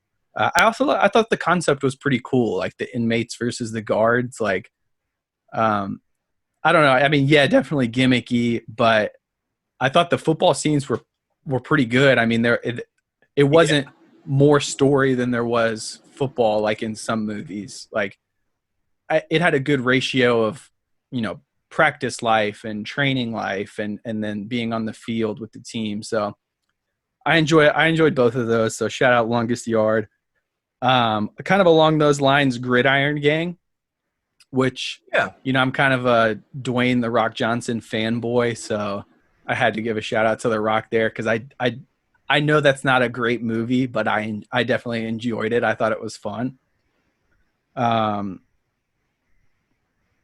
Kind of along the same lines of cheesiness, I threw The Replacements on there. It's a fun movie. It's fun. It's I fun. like that movie. It's fun, man. Yeah, it's just fun. You've got good guy QB Shane Falco, has a checkered past, let his team down and everybody kind of turned on him. So you've got that redemption arc there. I like that movie a lot. There's a lot of good characters on there as well. It's very on the field focused. I think that's a movie that not a lot of people liked. So I feel like I'm in the minority there, but I really enjoyed The Replacements. Another one that I think is really underrated that I'm probably in the minority in, at least with the people I've talked to, is Draft Day. Yeah. Draft Day is not it. Listen, Draft Day is it's not bad. It's not bad. It kind of just keeps you at a certain level of attentiveness, I guess. And I was skeptical of that movie because there is no actual football in that movie, but it's all based around football. So Hmm. it is and it isn't a football movie. You know what I mean? Um, I thought Kevin Costner did a great job. I thought the story engaged you in a way that I was kind of surprised by, you know, being not about the actual on the field aspect of the game. And, you know, I my kind of dream job would be to be a general manager for like an NBA or an NFL team. So I enjoyed a story centered around that side of the game because you know you go into the football doesn't last very long in the year. Like one of the reasons I love UFC is because it's a year-long sport. But football, you know, you've got September through January, and then you've got the next however many months of nothing. Hmm. So being a fan of an NFL team, you take all of this off-season speculation and like that kind of becomes your fix during the off-season. So I love watching the combine and I love seeing, you know, people grade recruits and make trades and try to be creative with filling the roster. And the draft I think is so fun. And it's, Hmm. do you draft on the best talent available? Do you draft for your team's need? You know, what, just all of the ins and outs of that, I really appreciated the way that they were portrayed in that movie. Um, so I definitely understand people that didn't like it. I really did though, and I really appreciated. I thought they did a good job of following through with a concept. Oh yeah. So definitely wanted to throw Draft Day on there. You mentioned two of my three that I have written down for overrated, so I won't talk on those two, but I will say another movie I thought was overrated was Invincible. Disney, man. Disney can't make a football movie. Come on, Hmm. man.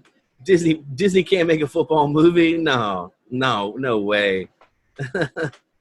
And I like Mark Wahlberg too. And there were Yeah, parts of the movie that I really enjoyed. And I think I was living in Philly when that movie came out, so there was another yeah. layer there of getting to see the city from a different perspective. But yeah, man, it was just too Hollywood for me. And what really did it is at the end when they show the actual Vince Papale. So the movie kind of culminates in this scene, you know, they take these tryout players and give the everyday man an opportunity to make the team. And Mark Wahlberg ends up making the team in a similar kind of Rudy fashion. You know, you've got the arc of the low man ends up getting his day. And the movie kind of culminates in this scene where he's a gunner on the punt team and he makes this huge tackle and I think forces a fumble that they end up recovering and end up winning the game on the sequence because of that. They showed the actual footage of the play at the end of the movie and it's a pit like he drills the guy before the ball gets there. Like it's an obvious penalty. It's clearly an illegal play. So like the whole culmination of this movie is based on like an illegal play essentially. Like Yeah, I think that movie would have been better if they just left that out of it. yeah, yeah, yeah. So And like and and when I say Disney can't make a football movie, I mean like an adult football movie. You know, I mean that's about the pros. You know, some hell, I don't know who made like the little giants and stuff. Like probably Disney. You know, but it's I think The Blind kids. Side might have been Disney. I'm Well, not I'm there you go. pure guess, but I think that might have been. Yeah. But no, Uh, I totally agree. I mean, it's hard to go wrong with Marky Mark, but yeah, overrated movie for sure. yeah, just did not do it for me.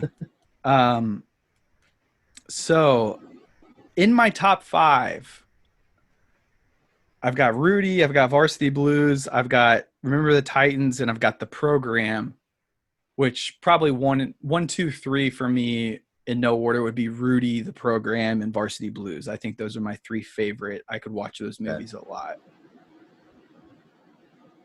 And I know you disagree with me because you just said it, but dude, I absolutely love The Water Boy.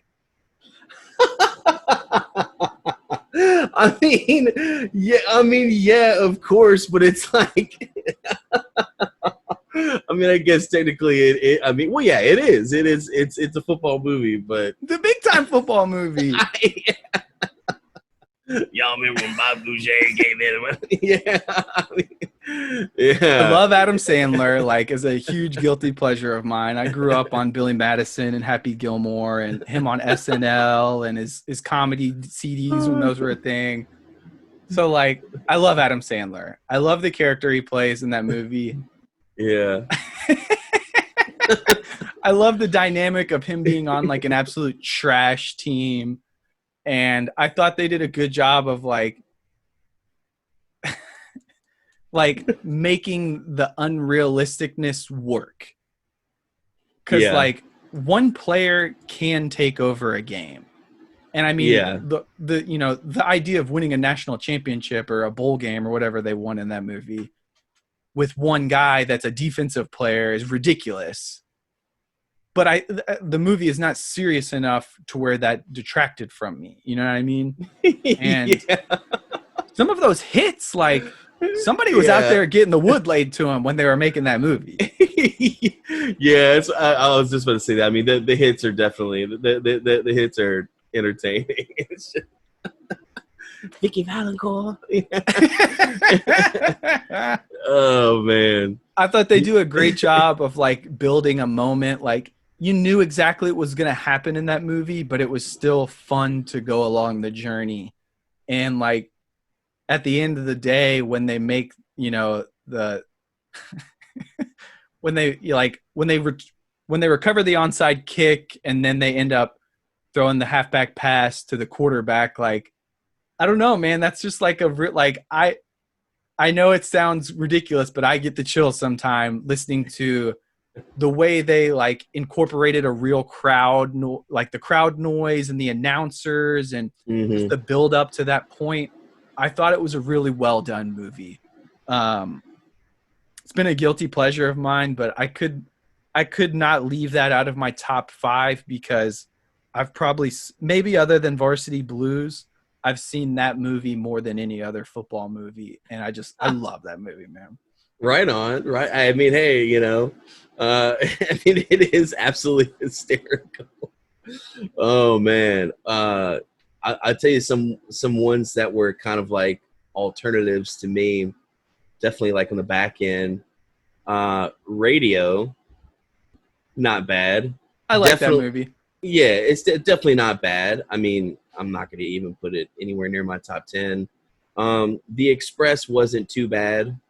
Wasn't too bad of a movie. Uh, and I one that watched that movie, but I don't remember anything about it. it's not bad. Um, one that I actually grew up watching. Let me see what year this was actually this was made. Um, 1991. Yes, I mean this is super old. Sinbad as a football player. You know that movie? Um, what is it? Sinbad was on the team. Female kicker. Necessary Roughness. Necessary Roughness. Yeah. Texas State. Yeah, Texas State. Yeah, yeah.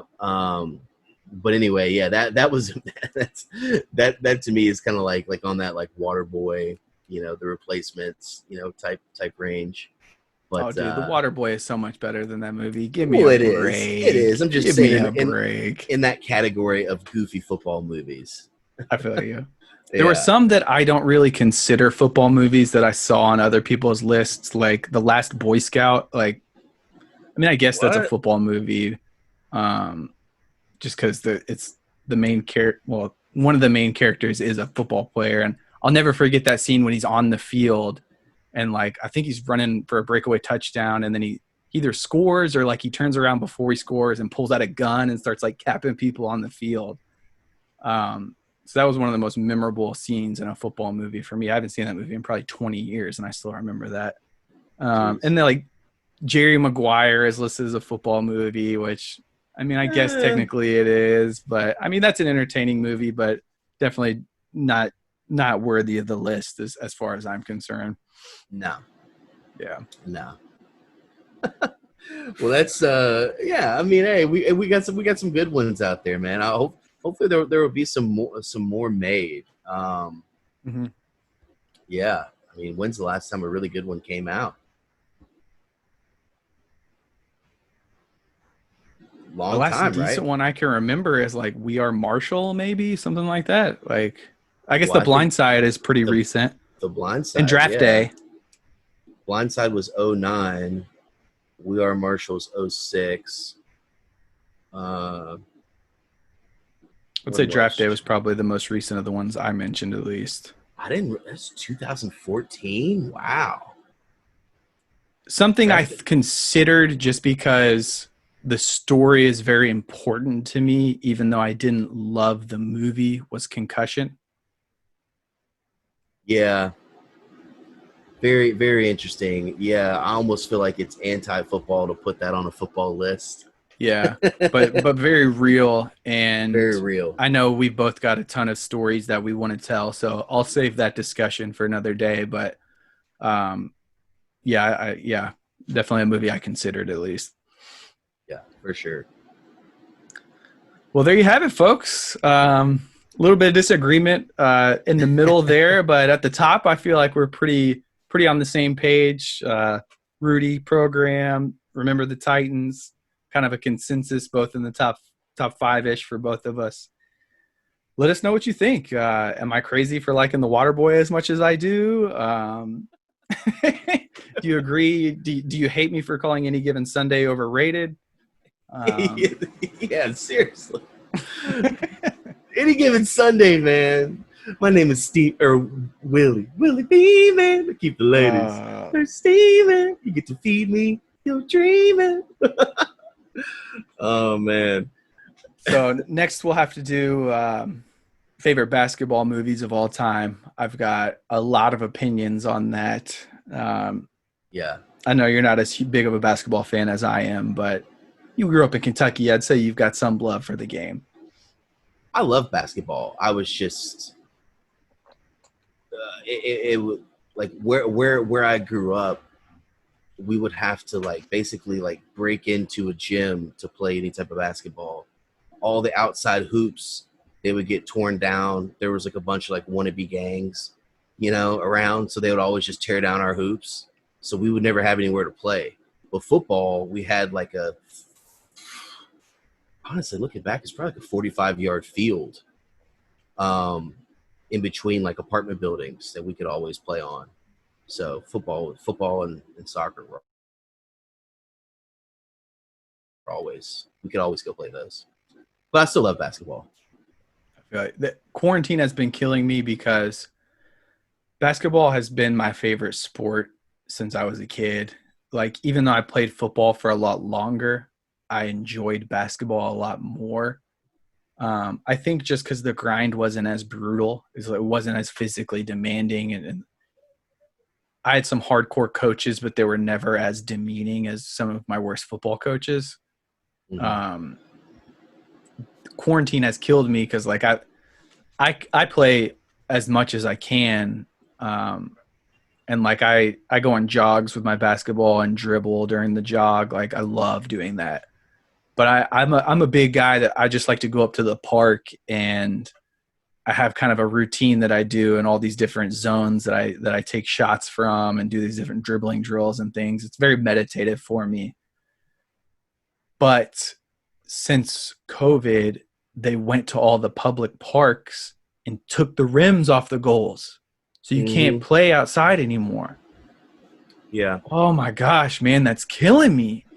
yeah, yeah. Whenever which they didn't go as far as to take the rims off, but which I mean we would just slide it down. But whenever I was living in South Padre Island this year, they would put caution tape around like the entire court, but Uh, we I mean, wouldn't you could tear just it go down. under that. Yeah, we would just slide it down, and they would roll by and just kind of give us a what's up. Yeah, we were obviously like yeah they didn't. I mean we're on an island and it's like come on like we're not doing anything wrong. Like we're just playing some ball. But Man, 2 years ago when I got promoted to branch manager, I went to Walmart and just bought myself a cheap little goal for my backyard because I had a decent little driveway that was kind of level. And dude, I used to go every day after work and just unwind by getting shots up and just like having fun. And unfortunately, when I moved up here, we couldn't bring the goal because we don't have room for it where we are now. But like that's just always been one of those things for me. Like if I'm stressed or like wound up about anything, like shut the world away. You get that kind of meditative state, listening to the ball bounce and just kind of going through a routine. Like, man, I've always loved basketball for that, for being able to just to get away from everything. Like football, it's hard to do without somebody else. Like you can't really you can do like yeah, running and cutting drills and stuff, but like you can't go shoot jumpers or something, or just chilling with somebody and rebounding for somebody while they shoot it even is like, it's always been a favorite pastime of mine. So we'll definitely have to do some digging and come up with a list. But I'm kind of surprised we didn't disagree a little bit more. But overall, I think some good stuff. It was a good trip down memory lane, kind of going over some of these movies and thinking about them Yeah, again. yeah. Kind of got off topic whenever we triggered Kilmer, man. I did not expect to get triggered like that, dude. Like coming into this conversation, I did not plan on talking about that at all. Oh my gosh. I guess I got some demons I need to get out still. oh, I used to get him out all the time. I was very vocal. Even when I was on staff and someone would mention our former head coach, I'm like, who? Mm, Yeah, mm, don't mm, mention him mm. over here. He's gone. Don't mention him over here. I'm here now. yeah. Yeah, I've been dying to talk about that. Like I said, one of the first discussion topics we had when we were talking about the podcast. Uh, Go ahead and wrap that up, and want to transition into something a little more serious. It kind of goes into some of the themes that you would see growing up as an athlete. Um, especially remember the Titans, kind of going over the dichotomy of different, you have like white supremacy, and then you have butting heads with the civil rights movement, and that movie did a great job of illustrating that through the football storyline. And I kind of wanted to just kind of tell a little bit about my backstory and where I came from, and kind of something I've learned throughout the years, and using a story to kind of to illustrate that. So I'll just go ahead and dive right in. This is definitely a topic that's very current and kind of dividing our country more now than it has throughout our lifetimes. So I thought this was a really important story to tell. I grew up in Lexington, Kentucky. I went to a Catholic school for kindergarten through eighth grade. So my eighth grade class had a little bit less than 60 kids in it. And everybody in my class was white people. I went to school with two black people throughout 9 years. And Oh my that god. that's not saying they were in my grade or in my class, like in the whole school. I remember Oh two my. black people. I didn't There know might that. Wow. Yeah, dude, there might be somebody I'm missing, but it was a brother and a sister. That's the only two black people I can remember going to school with for the first 9 years of my schooling. That's crazy. So I definitely lived a very sheltered childhood. And, I ended up going to public school for high school. So I jumped over to Dunbar. It's the biggest public school in the state, or at least it was at the time. My freshman class had like 500 people in it. So I thought that, it definitely was a culture shock for me.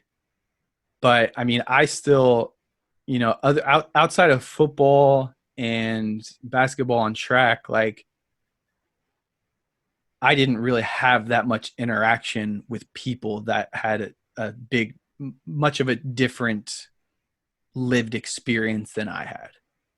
So like, yeah, our football team was a lot more diverse than what I was used to, but it's not like I was going home and hanging out with all of those guys. Like I had some friends that were black and I thought like, oh yeah, I get it. Like I know black people now. Like I understand. I'm so ignorant, dude. Just like so freaking ignorant. And to think that even if that was the case, that the people that I went to high school in Lexington, Kentucky with were anything like somebody in a different state across the country, or somewhere further in the South, or somewhere in the North or on the West Coast, or people are super different depending on where you go.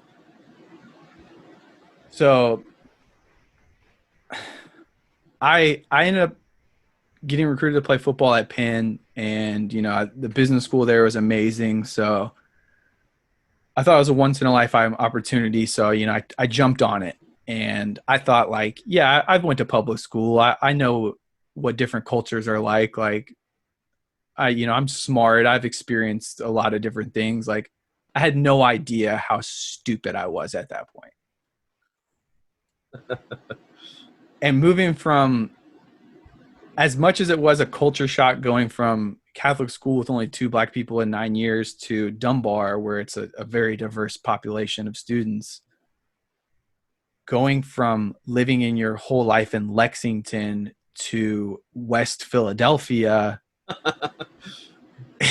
is exponentially different. And like, I know most people don't know about Penn. I had honestly never heard about Penn until they recruited me. So it shows a little bit more of my ignorance there. But the campus is in the city. And Oh yeah. like, okay, Fresh Prince of Bel-Air, West Philadelphia, born and raised. Like the playground that's portrayed in that, where he got into the fight and had to move to LA, that was like a couple of blocks away from where campus was. And if you like, the campus is probably a 10 to 15 block encompassed area. And then if you go 3 blocks off campus to the west side, like it gets different quick. Mm-hmm.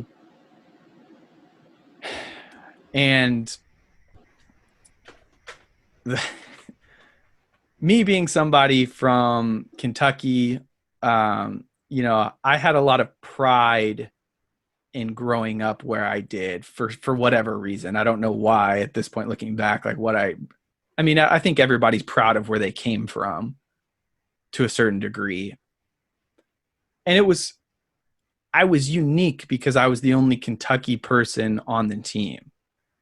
We had other people from the South.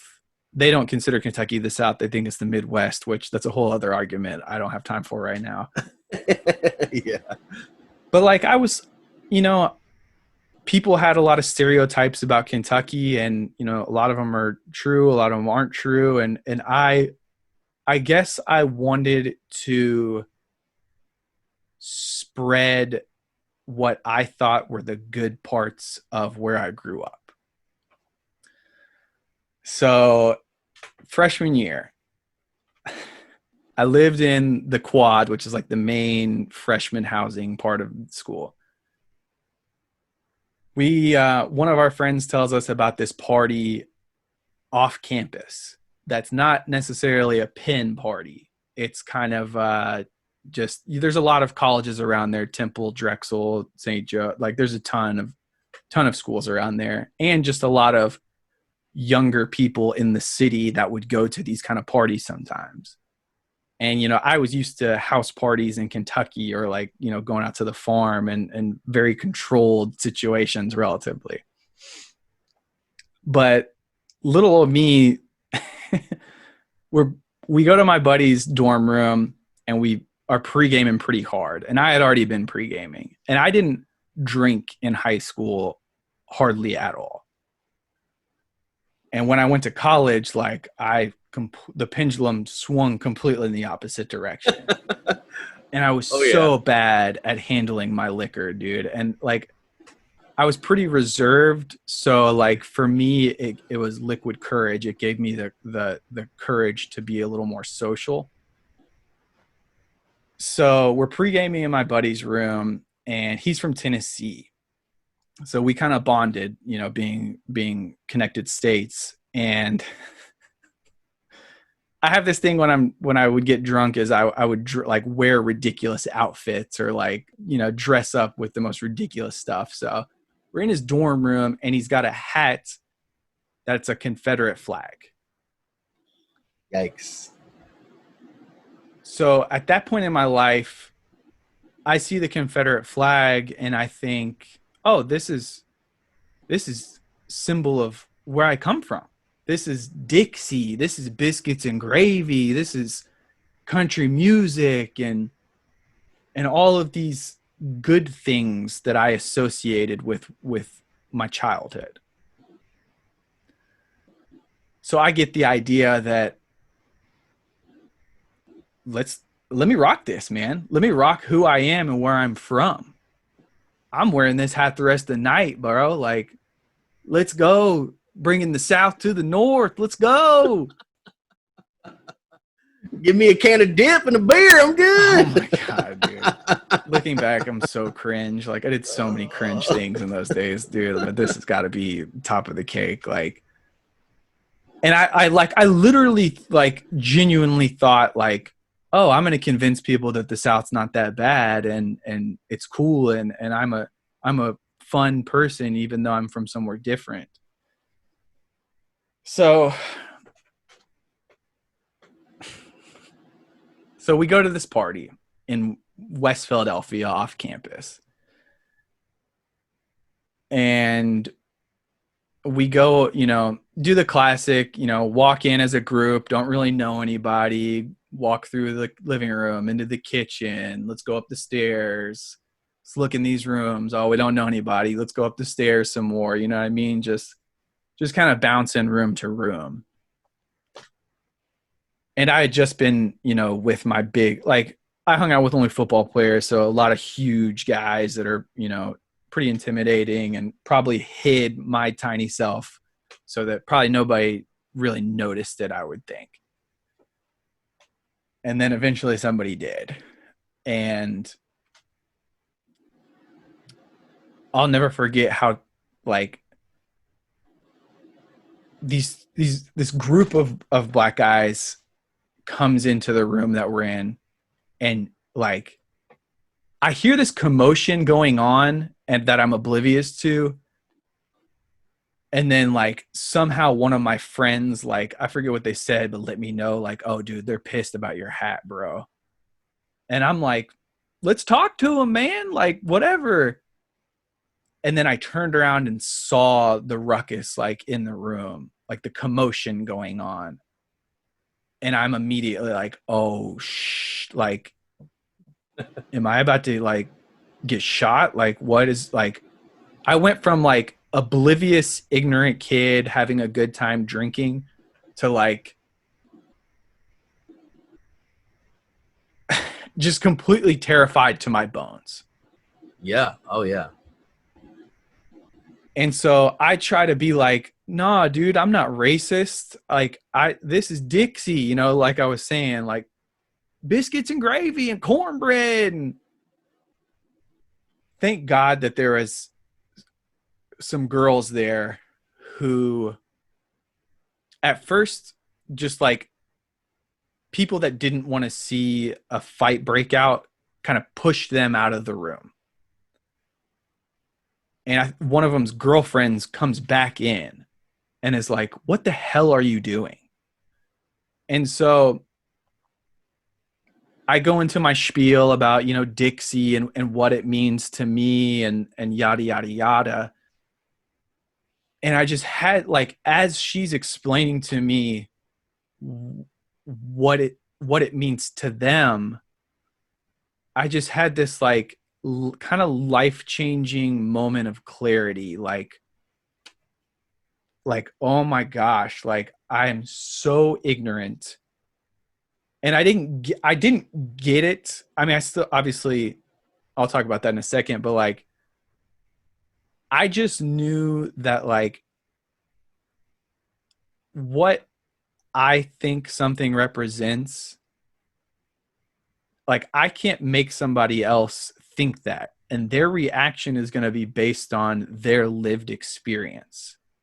And when your lived experience of a sheltered white guy versus someone like that, like it's night and day different.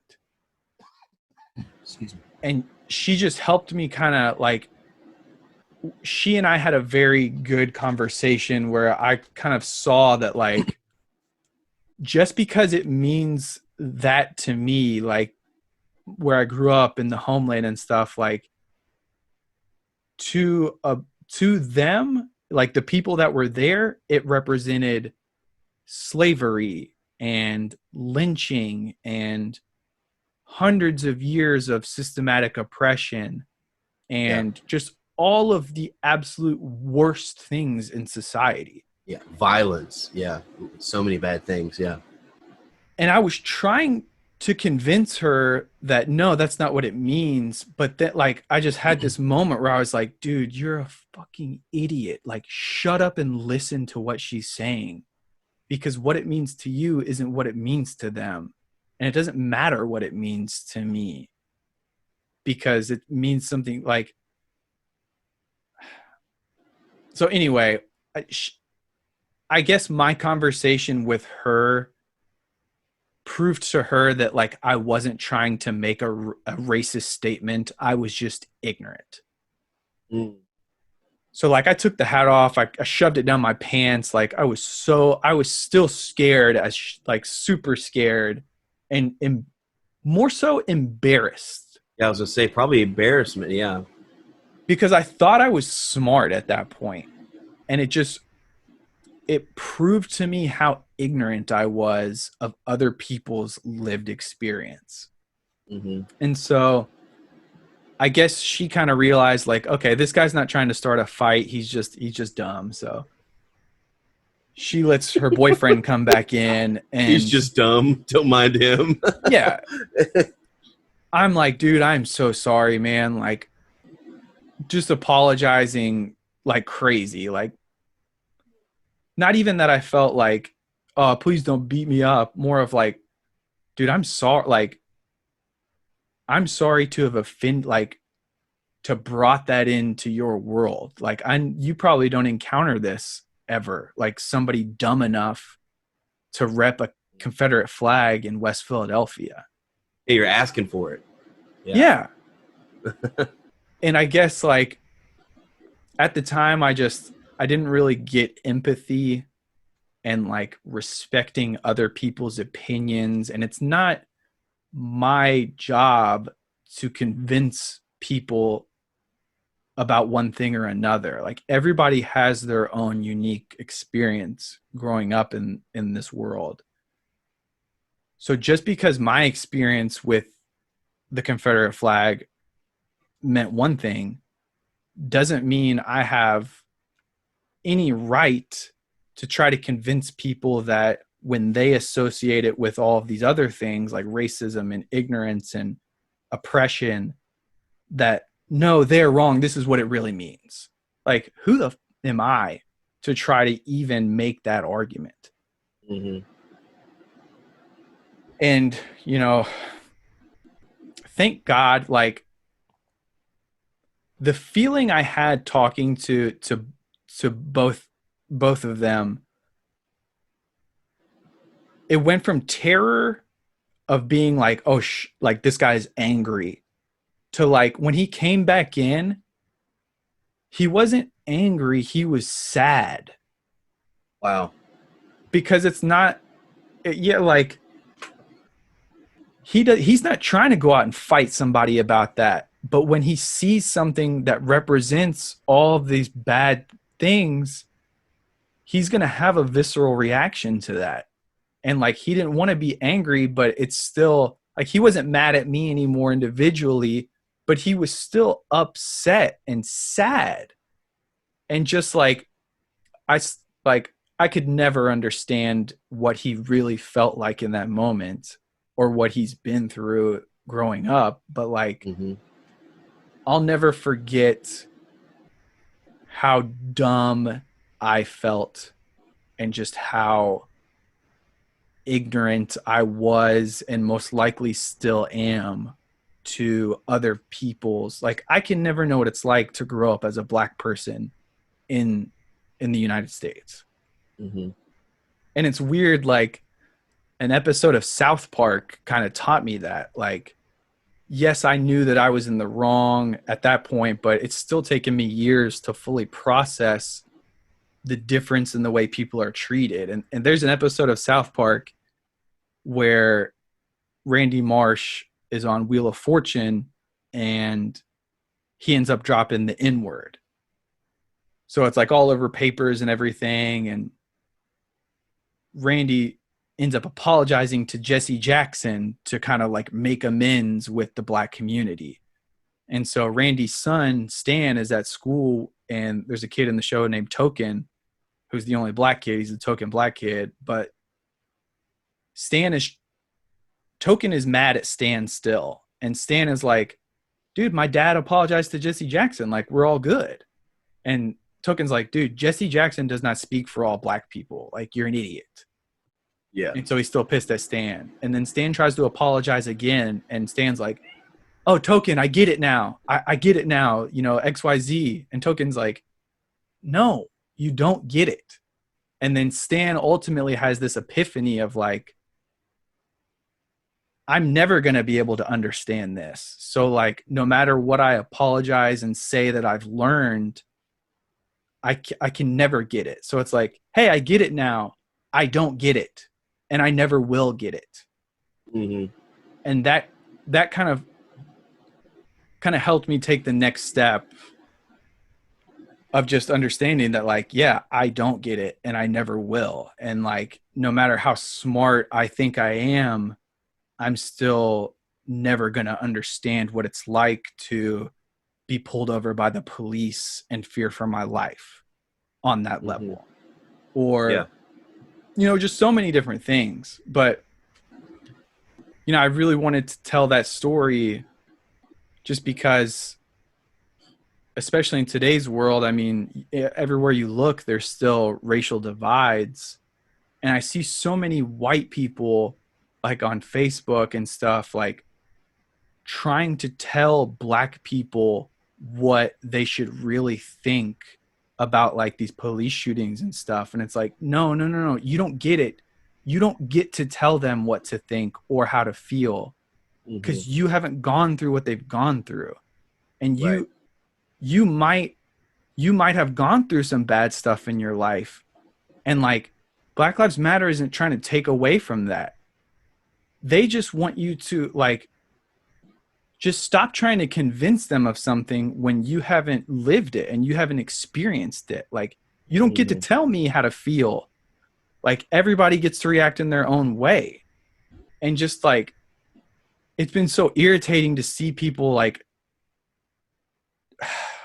just like, I mean, you know exactly what I'm talking about. Like just the ignorant people trying to convince black people that no, you're not oppressed and you need to respect. Like Black Lives Matter isn't trying, like obviously there's extremists that, you know, and trolls and all sorts of different people that kind of, you know, stir the pot and that are different from the core essential message of just, dude, when somebody gets killed by the police, not really doing anything violent, and you try to justify that, and then the police never get prosecuted because of it.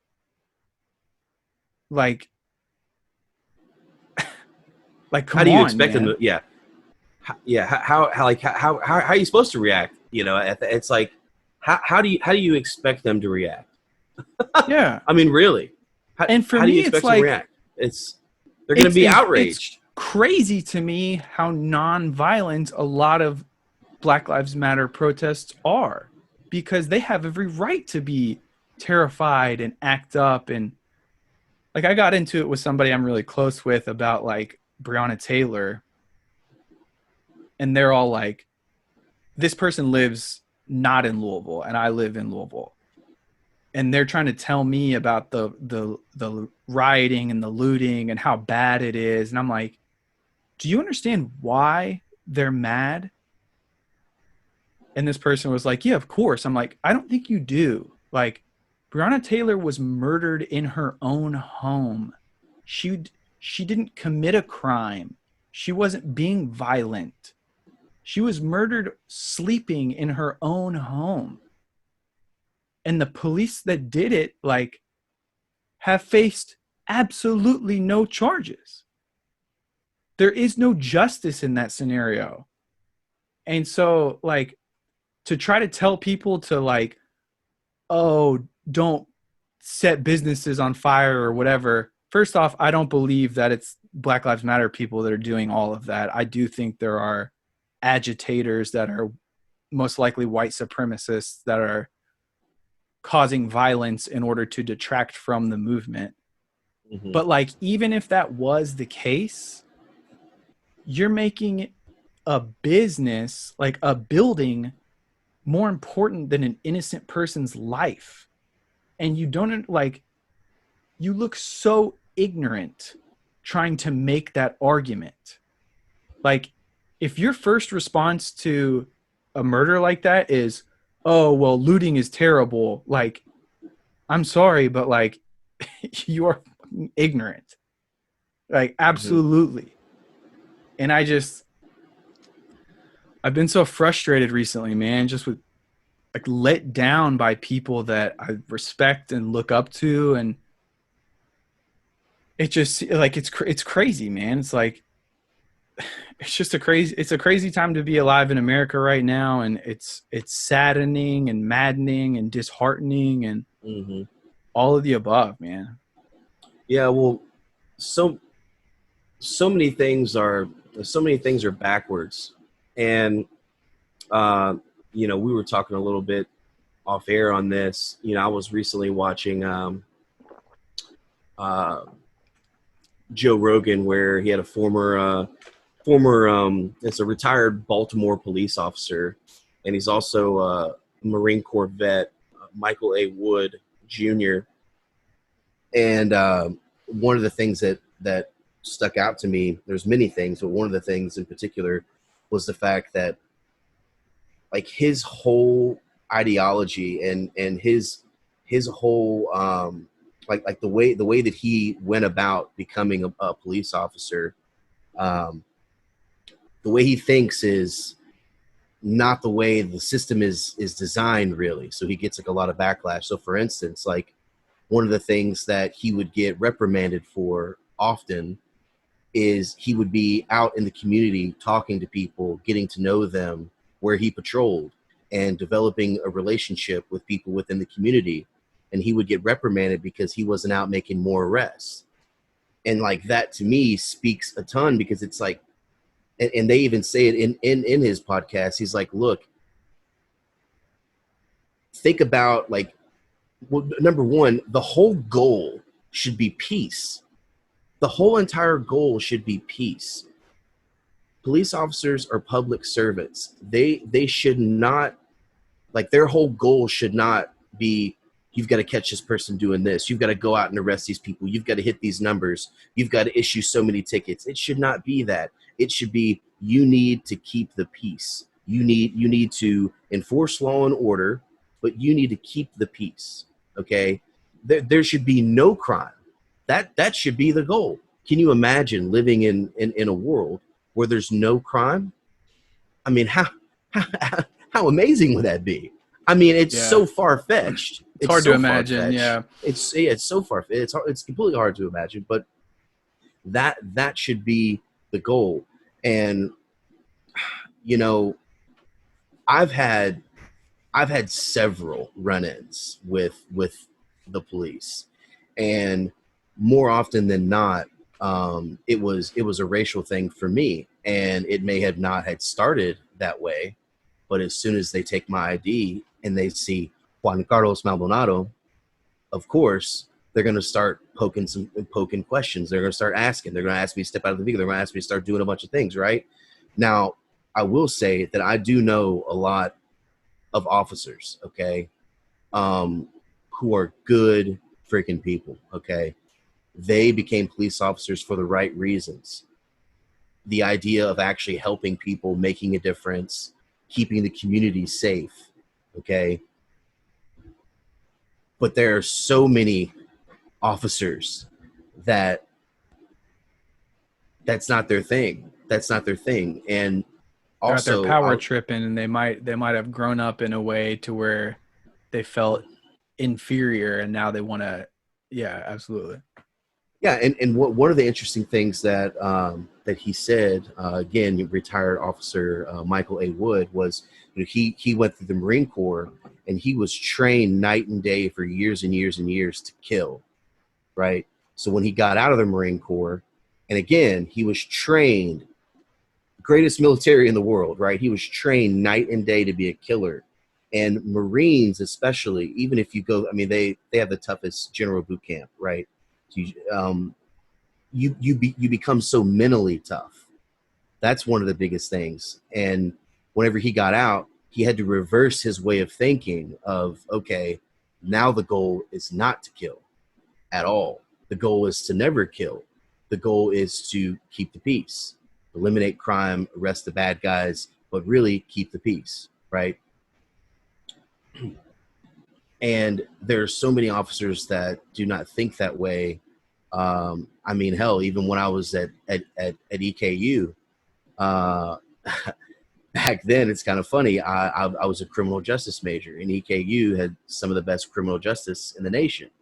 Okay, and I was pretty damn good at it. And the second semester of freshman year, I took a criminal law course, a 400 level course. And I remember looking around, and most of these guys are seniors, and it's just small town, small town, small town. You know, 2,000 population, and I'm asking around. I'm like, I mean, these guys are, you know, straight from, you know, from the country, and I'm just like, so, like, you know, why are you here? Here's one guy's like, well, I come from a small town, and my uncle was a sheriff, my dad was a sheriff. I figure I'd go and get me a degree and get a little bit more money, and I go down there and I'll just be the sheriff of my town. You know, it's just like everyone had different motives, but at least he was going through school. He was going through training. My point being is, we do not train police officers enough, and we do not retrain them enough. And one of the things that I said recently to one of the police officers I know here in Cincinnati, shout out to him. He's running for city council. Again, great guy. Just the way that he carries himself now as a retired cop, I know without a doubt he was a good damn cop, and he had the community first in his mind. He's one of the good guys. You could tell he's just an honest individual. Um, One of the things I said to him, he was going live when a lot of this stuff was happening. I said, look, police officers, especially because they're not trained enough and retrained, especially to handle the mental capacity of what they're going to see every day. Think about that. A lot of the times they're seeing traumatic situations, sometimes 3 or 4 in one night.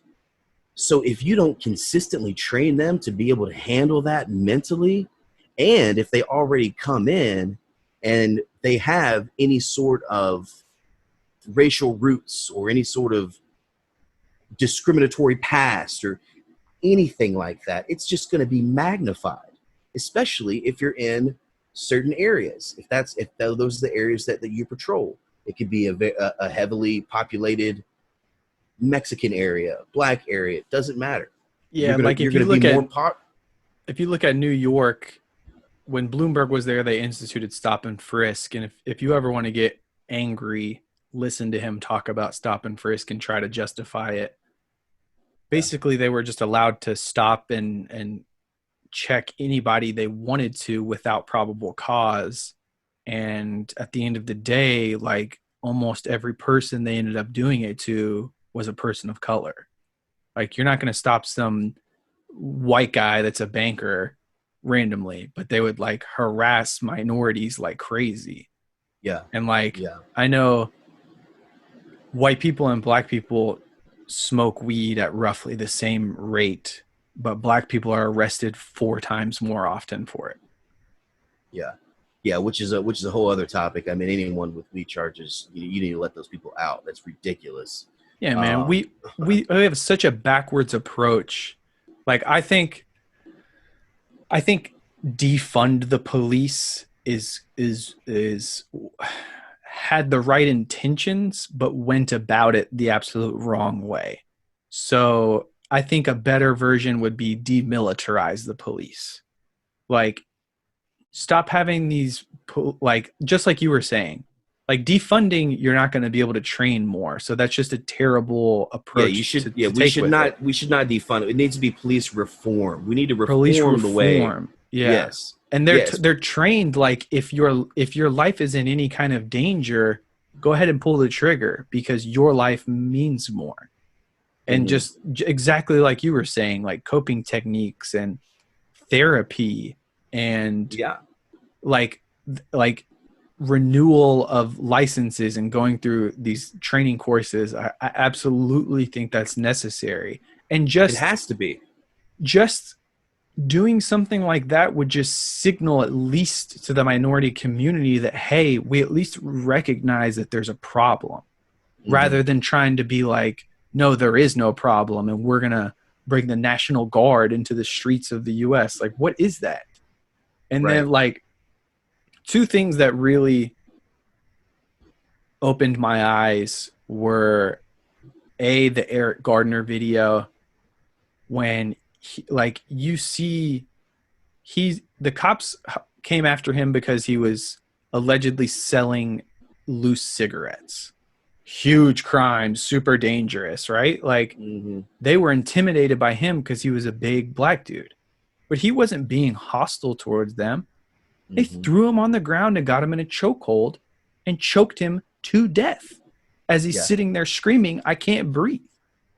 Yeah, absolutely ridiculous. I mean, just even hearing that, and I mean, I'm picturing the video, and I know what it's. It gets your blood boiling, dude. Yeah, How like can anybody defend that? And the thing is, it's like, again, you need. Okay. Another one, real quick. Gosh. Tamir Rice, dude. Tamir Rice was what, 13 years old? He's a little kid, bro. He was at a public park playing with a toy gun, and the cops roll up on him, and within 5 seconds of being there, shot him dead. Yeah. Look up the Tamir Rice video. Oh, Anybody no, can I try know. to justify the police in that situation. Like, you're not trying to see the truth.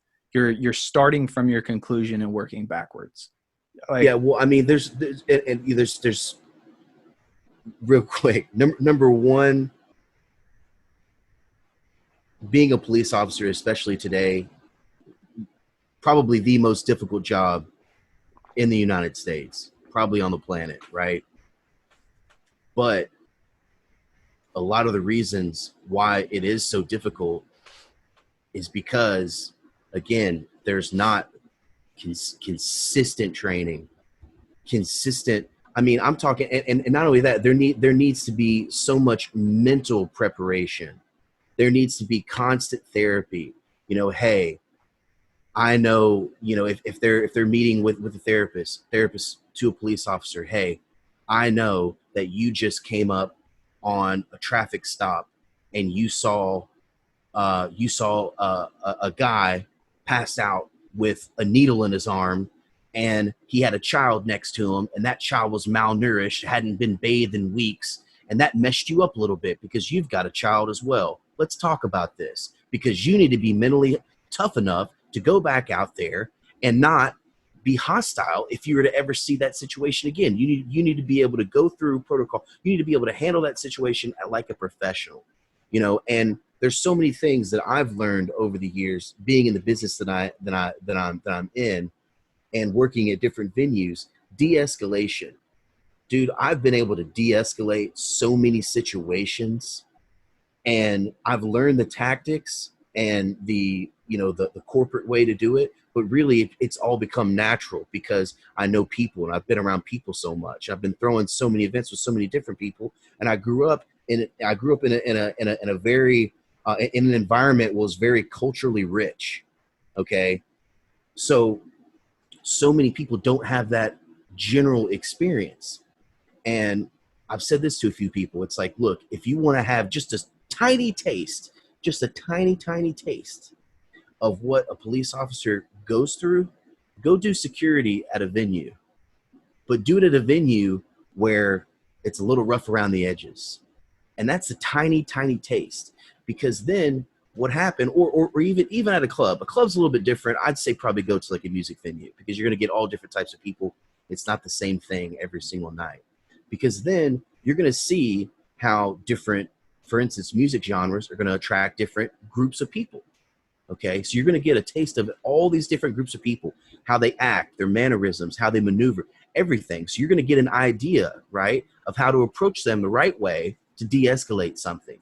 You're going to be able to say, okay, well, I've observed enough. If you're smart enough, and if that's what you're doing, I've observed enough to see this is how they like to talk. This is how they like to move. This is how they like to operate. If it's some dude with a freaking spiked mohawk, and I've seen this guy in the middle of a mosh pit or something. I'm not going to go up and talk to him some type of way. I'm going to talk to him a way where he'll accept me talking to him if I'm trying to get him to do something that I need him to do. That's not wrong, right? That's just like a very simple example. But I mean, I've gone on ride-alongs. I've seen this stuff firsthand. I mean, you got to think. Well, one of my friends, he told me. So the first time he ever drew his gun, they arrived on scene to a domestic violence call. Okay, and when they arrived, the guy was out in the front lawn beating his wife to death.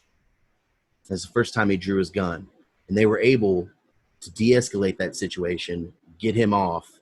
But his wife's head was, the skull was busted in. He has to see this, and he has to remain professional, cuff this dude, write a report, throw his ass in jail, right? Later on that same night, came to an accident, okay, 2-car accident. Child in the back, wasn't buckled up, flew through the windshield, dead. He went from one crazy scene to the next. So the reason why I say all this is, again, we need to care more about their mental aspect. We need to be able to train them and make sure you're getting good quality people, because I mean, there's some stuff that I've seen in my life that replay in my head, and sometimes I'll think about it and I'll get caught up, and because I've seen some crazy shit. I've seen people get shot right in front of me. I've seen people get murdered right in front of me. I've seen some crazy shit. Okay, I've seen people get hit by cars right in front of me. It's like, but I just grew up very mentally tough because I had a lot of experiences whenever I was a young kid. I had no choice. Not everyone has that. So you have to make sure that they're mentally tough enough to be able to handle the job. And they need to go through so much training. Now, with that, they need to make like $100,000 a year minimum.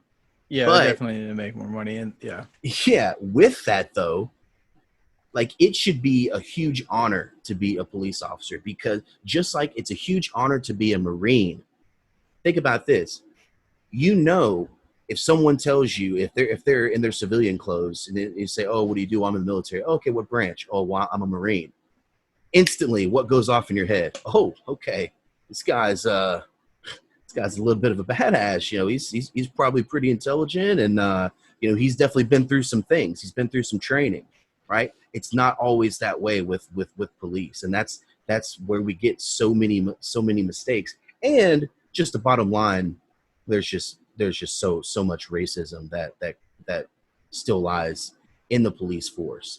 And here's an example too, that I hated hearing it. I hated hearing it because, and I feel like this is exactly how police approach things. And it's because they don't understand. They don't understand the culture. They don't understand the community. They don't understand how to speak, how to approach people, how to speak to them, right? They don't understand it. One of the corporate venues that I worked at, okay, you're always going to have a rundown before every single show of what to expect, right? Number of people of attendance, whatever, genre, so on. It was a hip hop show. And the guy in charge automatically comes out in the meeting. Well, got another one of these damn hip hop shows again. You guys already know it's going to be a lot of trouble in here, and there's going to be a lot of pushback and going to be a lot of talking back and blah, blah, blah. And it's just like, whoa, dude, whoa, whoa, whoa. Number one, he's a white guy, okay? Probably never, ever been to a hip hop show besides working one ever, okay? Doesn't understand the community, doesn't understand the culture, doesn't understand at all. Probably has no black friends, period, okay? He's already setting the tone of this is what you can expect from this massive group of people. Okay. Really? Because every hip hop show, I've thrown over 200 hip hop shows in my life. I've never had one fight at any of them. Not Really? one. Not one. And I'm very proud of that. But it's because that's not the crowd that I attract, you know?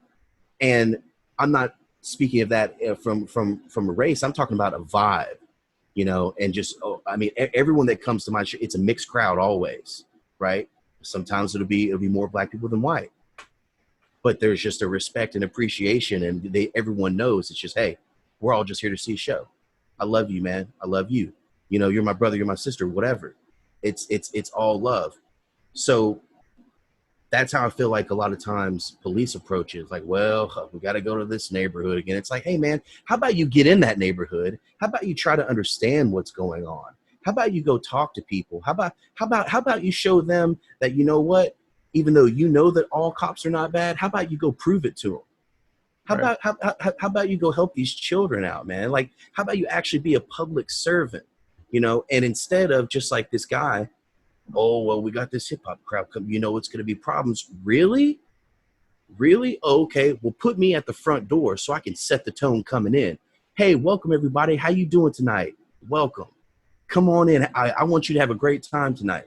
Put me at the front so I can set the vibe coming in that it's going to be rather love than here.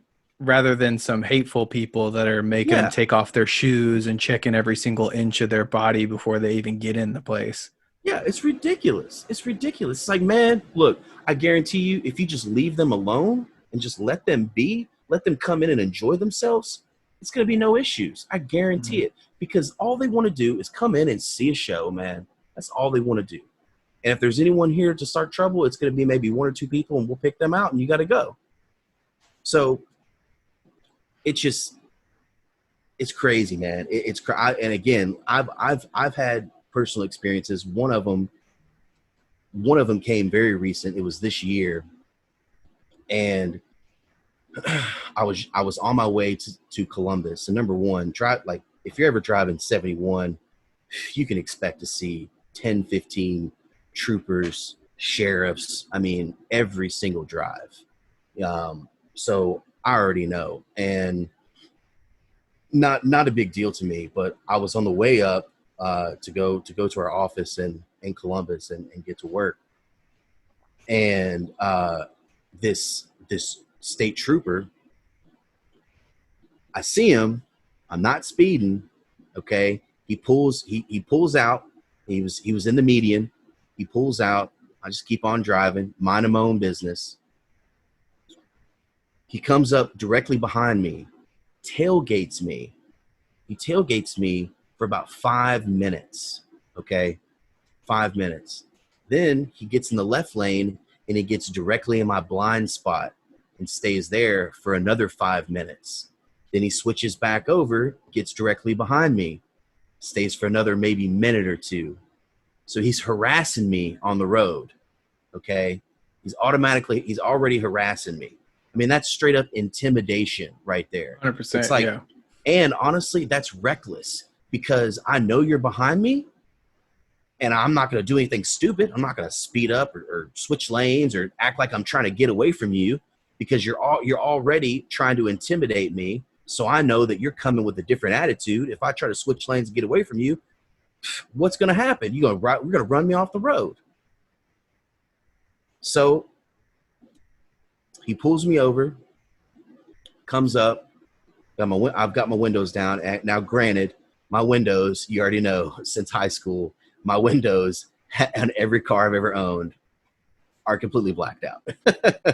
they just are. That's just how I'm probably going to roll until I'm in my latter years, and I have trouble seeing. Even then, I'll probably roll DDing in around. your car one time at a high school party and like being like, "How the hell do you see out of this thing? Like pitch black of night. You even got the strip on the front blacked out." I was like, "What? I better not hit nothing, man. It's impossible to see out of that thing." Pretty sure I had the windows down in the dead of winter the whole time. Yeah, it's just my thing, and I'll never forget Cornell on the back. Oh my gosh, that was so yeah, funny. yeah, That's a story for another day. yeah. But honestly, me knowing that, and again, me trying to, like, anytime I get pulled over, I'm already thinking in my mind, how can I de-escalate this situation? Because I've dealt with so many police officers that are just on their high horse, they're aggressive as hell, and like, again, as soon as they see my name, even though I may not look like a minority to them, as soon as they see my name, boom, they're ready. I'm finding something on you today. That's their attitude most of the time that I've experienced. So he pulls me over, and I'm trying to be considerate because traffic stops are the most dangerous thing that they do. Okay. And I'm knowing that my windows are blacked out. So I'm trying to show a sign of peace. I roll all my windows down to make sure he can see in the car. So because he can't see through my back window, there could be 5 people in there, know. So as soon as he comes up, you know why I pulled you over? No, sir. No idea. How you doing today? I'm good. Do you know why I pulled you over? I just said no, sir. Oh, okay. You trying to be smart today? No, sir. I'm not trying to be smart. You just asked me a question. I answered, and then you asked me the same exact question again. Sorry, I had to plug my computer in real quick. You're good. So then, obviously, ask me where I'm going. I tell him I've got like some orange juice, some water. I was just trying to hydrate on the way up. I think I'd probably been drinking the night before. Okay. So I'm just trying to hydrate on the way up. And this is probably like 10:30 in the morning. Okay. I pictured this at night. This is in the morning. No, this is during the broad daylight. This is like 10:30 in the morning. Yeah. And then I had a Crown Royal bag. That's where I keep my change collection, which, again, I know a lot of people, that's where they keep their weed. So I get it. But he was geeking out about that. And it's sitting there right in the front seat. I'm not hiding anything. So he takes my license, and he looks at it. He said, "Juan, huh?" And this is a younger guy too. He's like, "Juan, huh?" I said, "Yeah." "Where are you from?" It's like, "Well, ID says Kentucky. I'm from Kentucky, but I live in Cincinnati." And he's like, "Kentucky, huh? No, where are you really from?" I said, "Kentucky." "Oh, okay. So what's in the bag?" "It's my change collection." "Let me see that right now." I'm like, "Okay." Give it to him. There's just change in there. "You do any drugs?" "What?" That's what he says to me. That's what he says to me. "Do you do any drugs?" "What?" Didn't even give me time to answer. "What's in that bottle right there?" It's a water bottle. This is just water." "What's in that juice right there? You been drinking today?" "What?" "It's just an orange juice. It's sealed up. I was gonna drink it after my water." All right. You got any more ID on you?" And this is where it kind of got screwed. Company that I work for, one of the companies I work for, they had to print me an ID. Okay. And it's a state issued ID. and they misspelled my last name, which, by the way, is the same exact company that just screwed up my unemployment. I was gonna say, yeah. The exact same company. It's coming from the exact same person here on the local level. She's incompetent. So she tells me, there's only a little bit left, in the season. Don't worry about it. I'm like, well, this is a state issued ID with my name on it, and this is tied to me, my address, everything, and my last name spelled wrong. Like, what? What do you mean? Just shake it off? Like, it's not going to be a big deal. And it was a big deal that day. So he immediately is questioning this. By that time, he calls for backup. Okay, no big deal. Backup rolls up. He goes, starts running all my info. I give him all the info that I have. Starts running. You ever been to jail? You ever been arrested? I said, excuse me? And I said, sir, real quick, you never told me why you pulled me over. That was another thing. And it was almost like he didn't want me to remember that. He never once told me. He just started drilling me with questions. And he said, didn't like that you said that too. No, he did not like that. So he goes, oh yeah. Well, I pulled you over because your windows are way too dark. Excessive window tinting. I said, okay. Okay, so you're gonna write me a ticket, sir? Because I'm on my way to Columbus. I already told you, I've got to go to work. Just sit tight. Tell me again. Have you ever been arrested? Have you ever been to jail? I was like, sir, only time was years ago. I gave him the time. I gave him the reason why, which I don't care. It was a DUI. It was just a mistake I'll never make again. Okay, and I said, and that was at this point that was 7 years ago. Okay, 7 years ago. And he was like, He goes, okay, well, just sit tight again. He continues to hold on to my info. He goes back. Next thing you know it, another unit pulls up. Then another unit pulls up. And the final unit that pulls up is a canine unit. And they get the canine out. They haven't come near my car yet, but the canine unit's out. So all of a sudden, I believe it was 6 or 8 officers in all that had me pulled over now for excessive window tinting. And they've got a canine unit out, and the canine is out. Okay. Damn.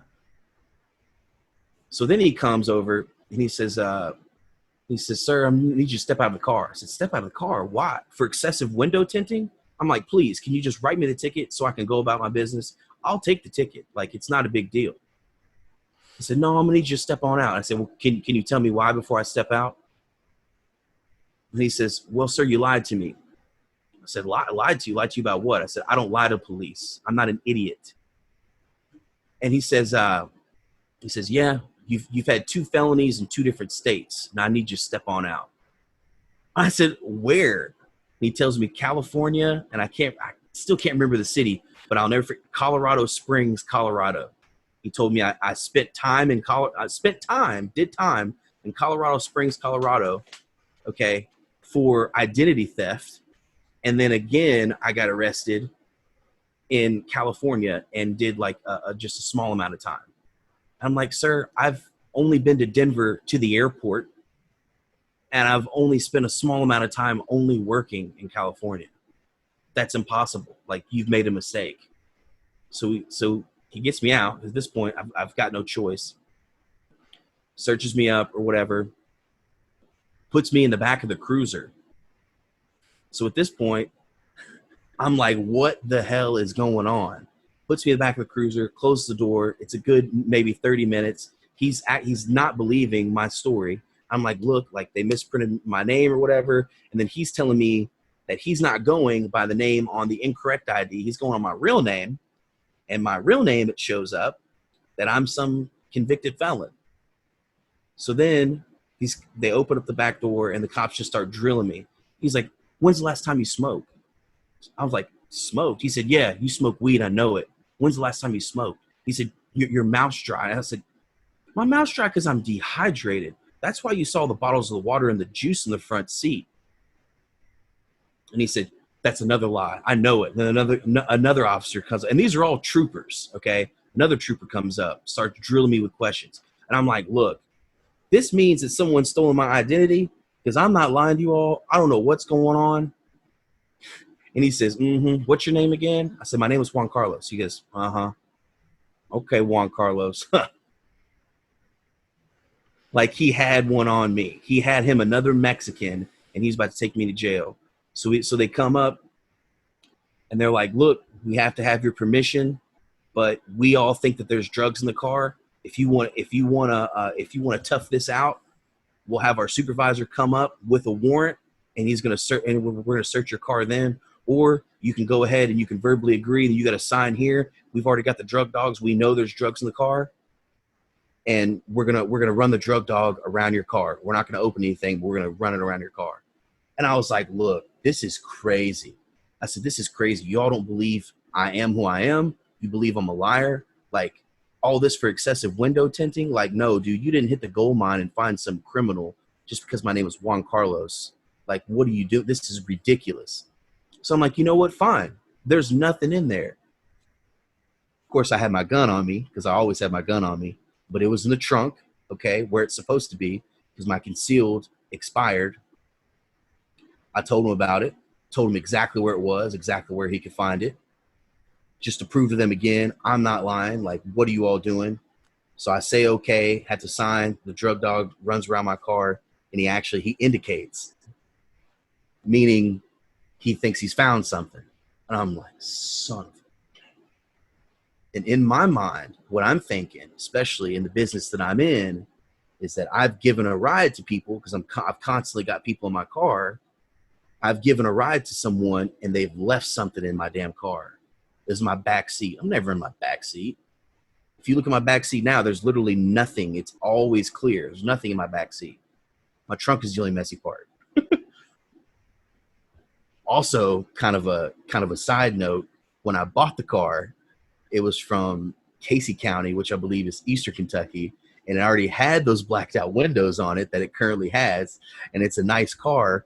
And the doors were someone had popped the doors off, the back two doors. They're like uneven still. So in my mind, when I bought it, and I joked about it with the guys at the dealership, I'm like, Casey County, huh? Nice car like that, blacked out windows, doors don't line up. Yeah, they popped it off and stuffed pills in there for sure. They were running drugs with this car for sure. So even that's going through my mind. I'm like, oh my God, what if I was right after all these years and there's like a bag of meth or something back there, a bag of oxys or something. I'm like, dude, I'm thinking in my mind, I'm like, all right, who can bail me out? Who can bail me out? Because I forget what county I was in. I could look it up, but anyway, so after the drug dog indicates, they have to search it. Dude, they ransack my vehicle, and I understand that that's what they have to do to search it. But dude, I had a bag of cough drops. They were just like being bullies and just trying to intimidate people, man. It's like, dude, that's why most people hate you guys, is because of guys like you, man. Just doing every little thing you can do whenever I'm one of the good guys. A bag of cough drops, right?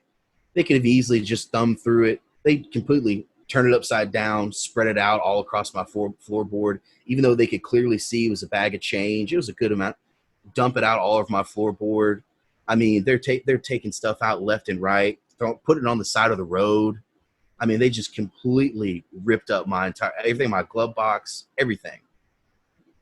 Took all the panels out, which I understand. Okay, you got to take some panels out, dude. At least give it a little. Pop that thing back in once you don't find anything, or are you just pissed because you didn't find anything? Yeah. None of that, dude. Absolutely ridiculous. Then, after they don't find anything, and after finally the company that I work for called he got in touch with someone, called the officer and was like, yeah, he works for us. We messed up. He is who he says he is. Dude, he looked like an absolute fool. So then they have to let me out. Okay, they let me out, and all these officers are sitting there just shaking their head. And I'm like, I told you all that I'm not some crazy criminal, but you didn't believe me. And I said, so now can you give me a little bit of advice, since you said I'm a 2-time criminal, on how to figure out who's stolen my identity? Because that's what you all said, right? You all said that I'm a 2-time felon in multiple states, and I've done hard time. How do I figure that out? Can you give me some help here? Good luck. Oh, awesome. Appreciate you. So then he comes over and he was like, yeah, I guess I'm gonna let you go. I'm like, yeah, give me all my info. All right, give me everything. Then to make just to kind of cover his own ass a little bit, he said, I just want to show you something before you leave. I was like, what are you about to show me? And he put the tint indicator on my window, on my front window. And it was 2%. It was super illegal, but it's just like, are you kidding me, guys? Are you kidding me? And on top of that, this is where, and it's funny because I'll actually send you this. I should still have the screenshot of the text message. The officer texted me because guess what? While he was, and it was like a day after, while he was all jacked up and hell bent on getting him another Mexican, right? Getting him another Latino in jail, locked up. While he was hell bent on that, he forgot to give me my damn registration back, my vehicle registration. So then he has to text me, and says who he is. Hey, this is Lieutenant whatever. Sorry, but I still got your registration. Do I send it to your Cincinnati or Kentucky address? And I said, oh, hey, how's it going? Number one, I just called my car insurance because he said that I was like the one in California. It was like I got convicted and did time, but it was like a DUI or something. I'm like, yep, called my car insurance just to make sure. Called these different places, and I just called every police department I could find in the Colorado Springs area and surrounding areas, asking them if they could do a background, trying to figure out if they could do a background check on me because someone stole my identity. And guess what? Nothing came up. So where'd you get that information? Now that I've got them, and he didn't have nothing to say. All he could say is, well, we just did a preliminary search on your name, and that's what popped up. Our system can only see so much, really, but it was enough to get me out of my car, put me in a cruiser for this is over 2 hours, this ordeal, ransack my car, and just ruin my damn day. I know that's a little off topic from what we were saying, but again, no, I think that's right in line, man. I mean, there's a 2-tier justice system, and it's not applied the same to everybody in the country. I think that's a great example. Yeah, and Absolutely. there are 2 officers that I'm very close with here in Cincinnati that I work for on one of my gigs, and I mean I was livid, and I confided in them, and I told them about what was going on, and they're both older police officers. They're in 2 different counties in this area.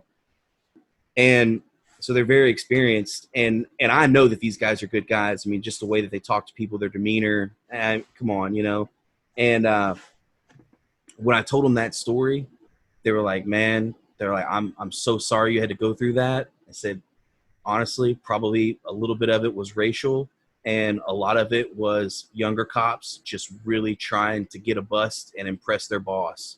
And he's like, sometimes he said, even the state troopers, they'll go to whatever, whatever, they'll do whatever they have to do. Sorry, I'm fumbling my words. They'll do whatever they have to do, to get it done. And he told me to file a complaint a couple days after. I was so busy, and I was like, you know what?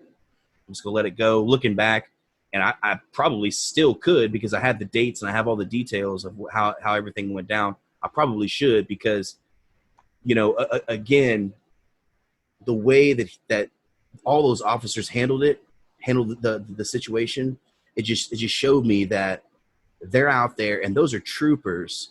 They don't have enough training.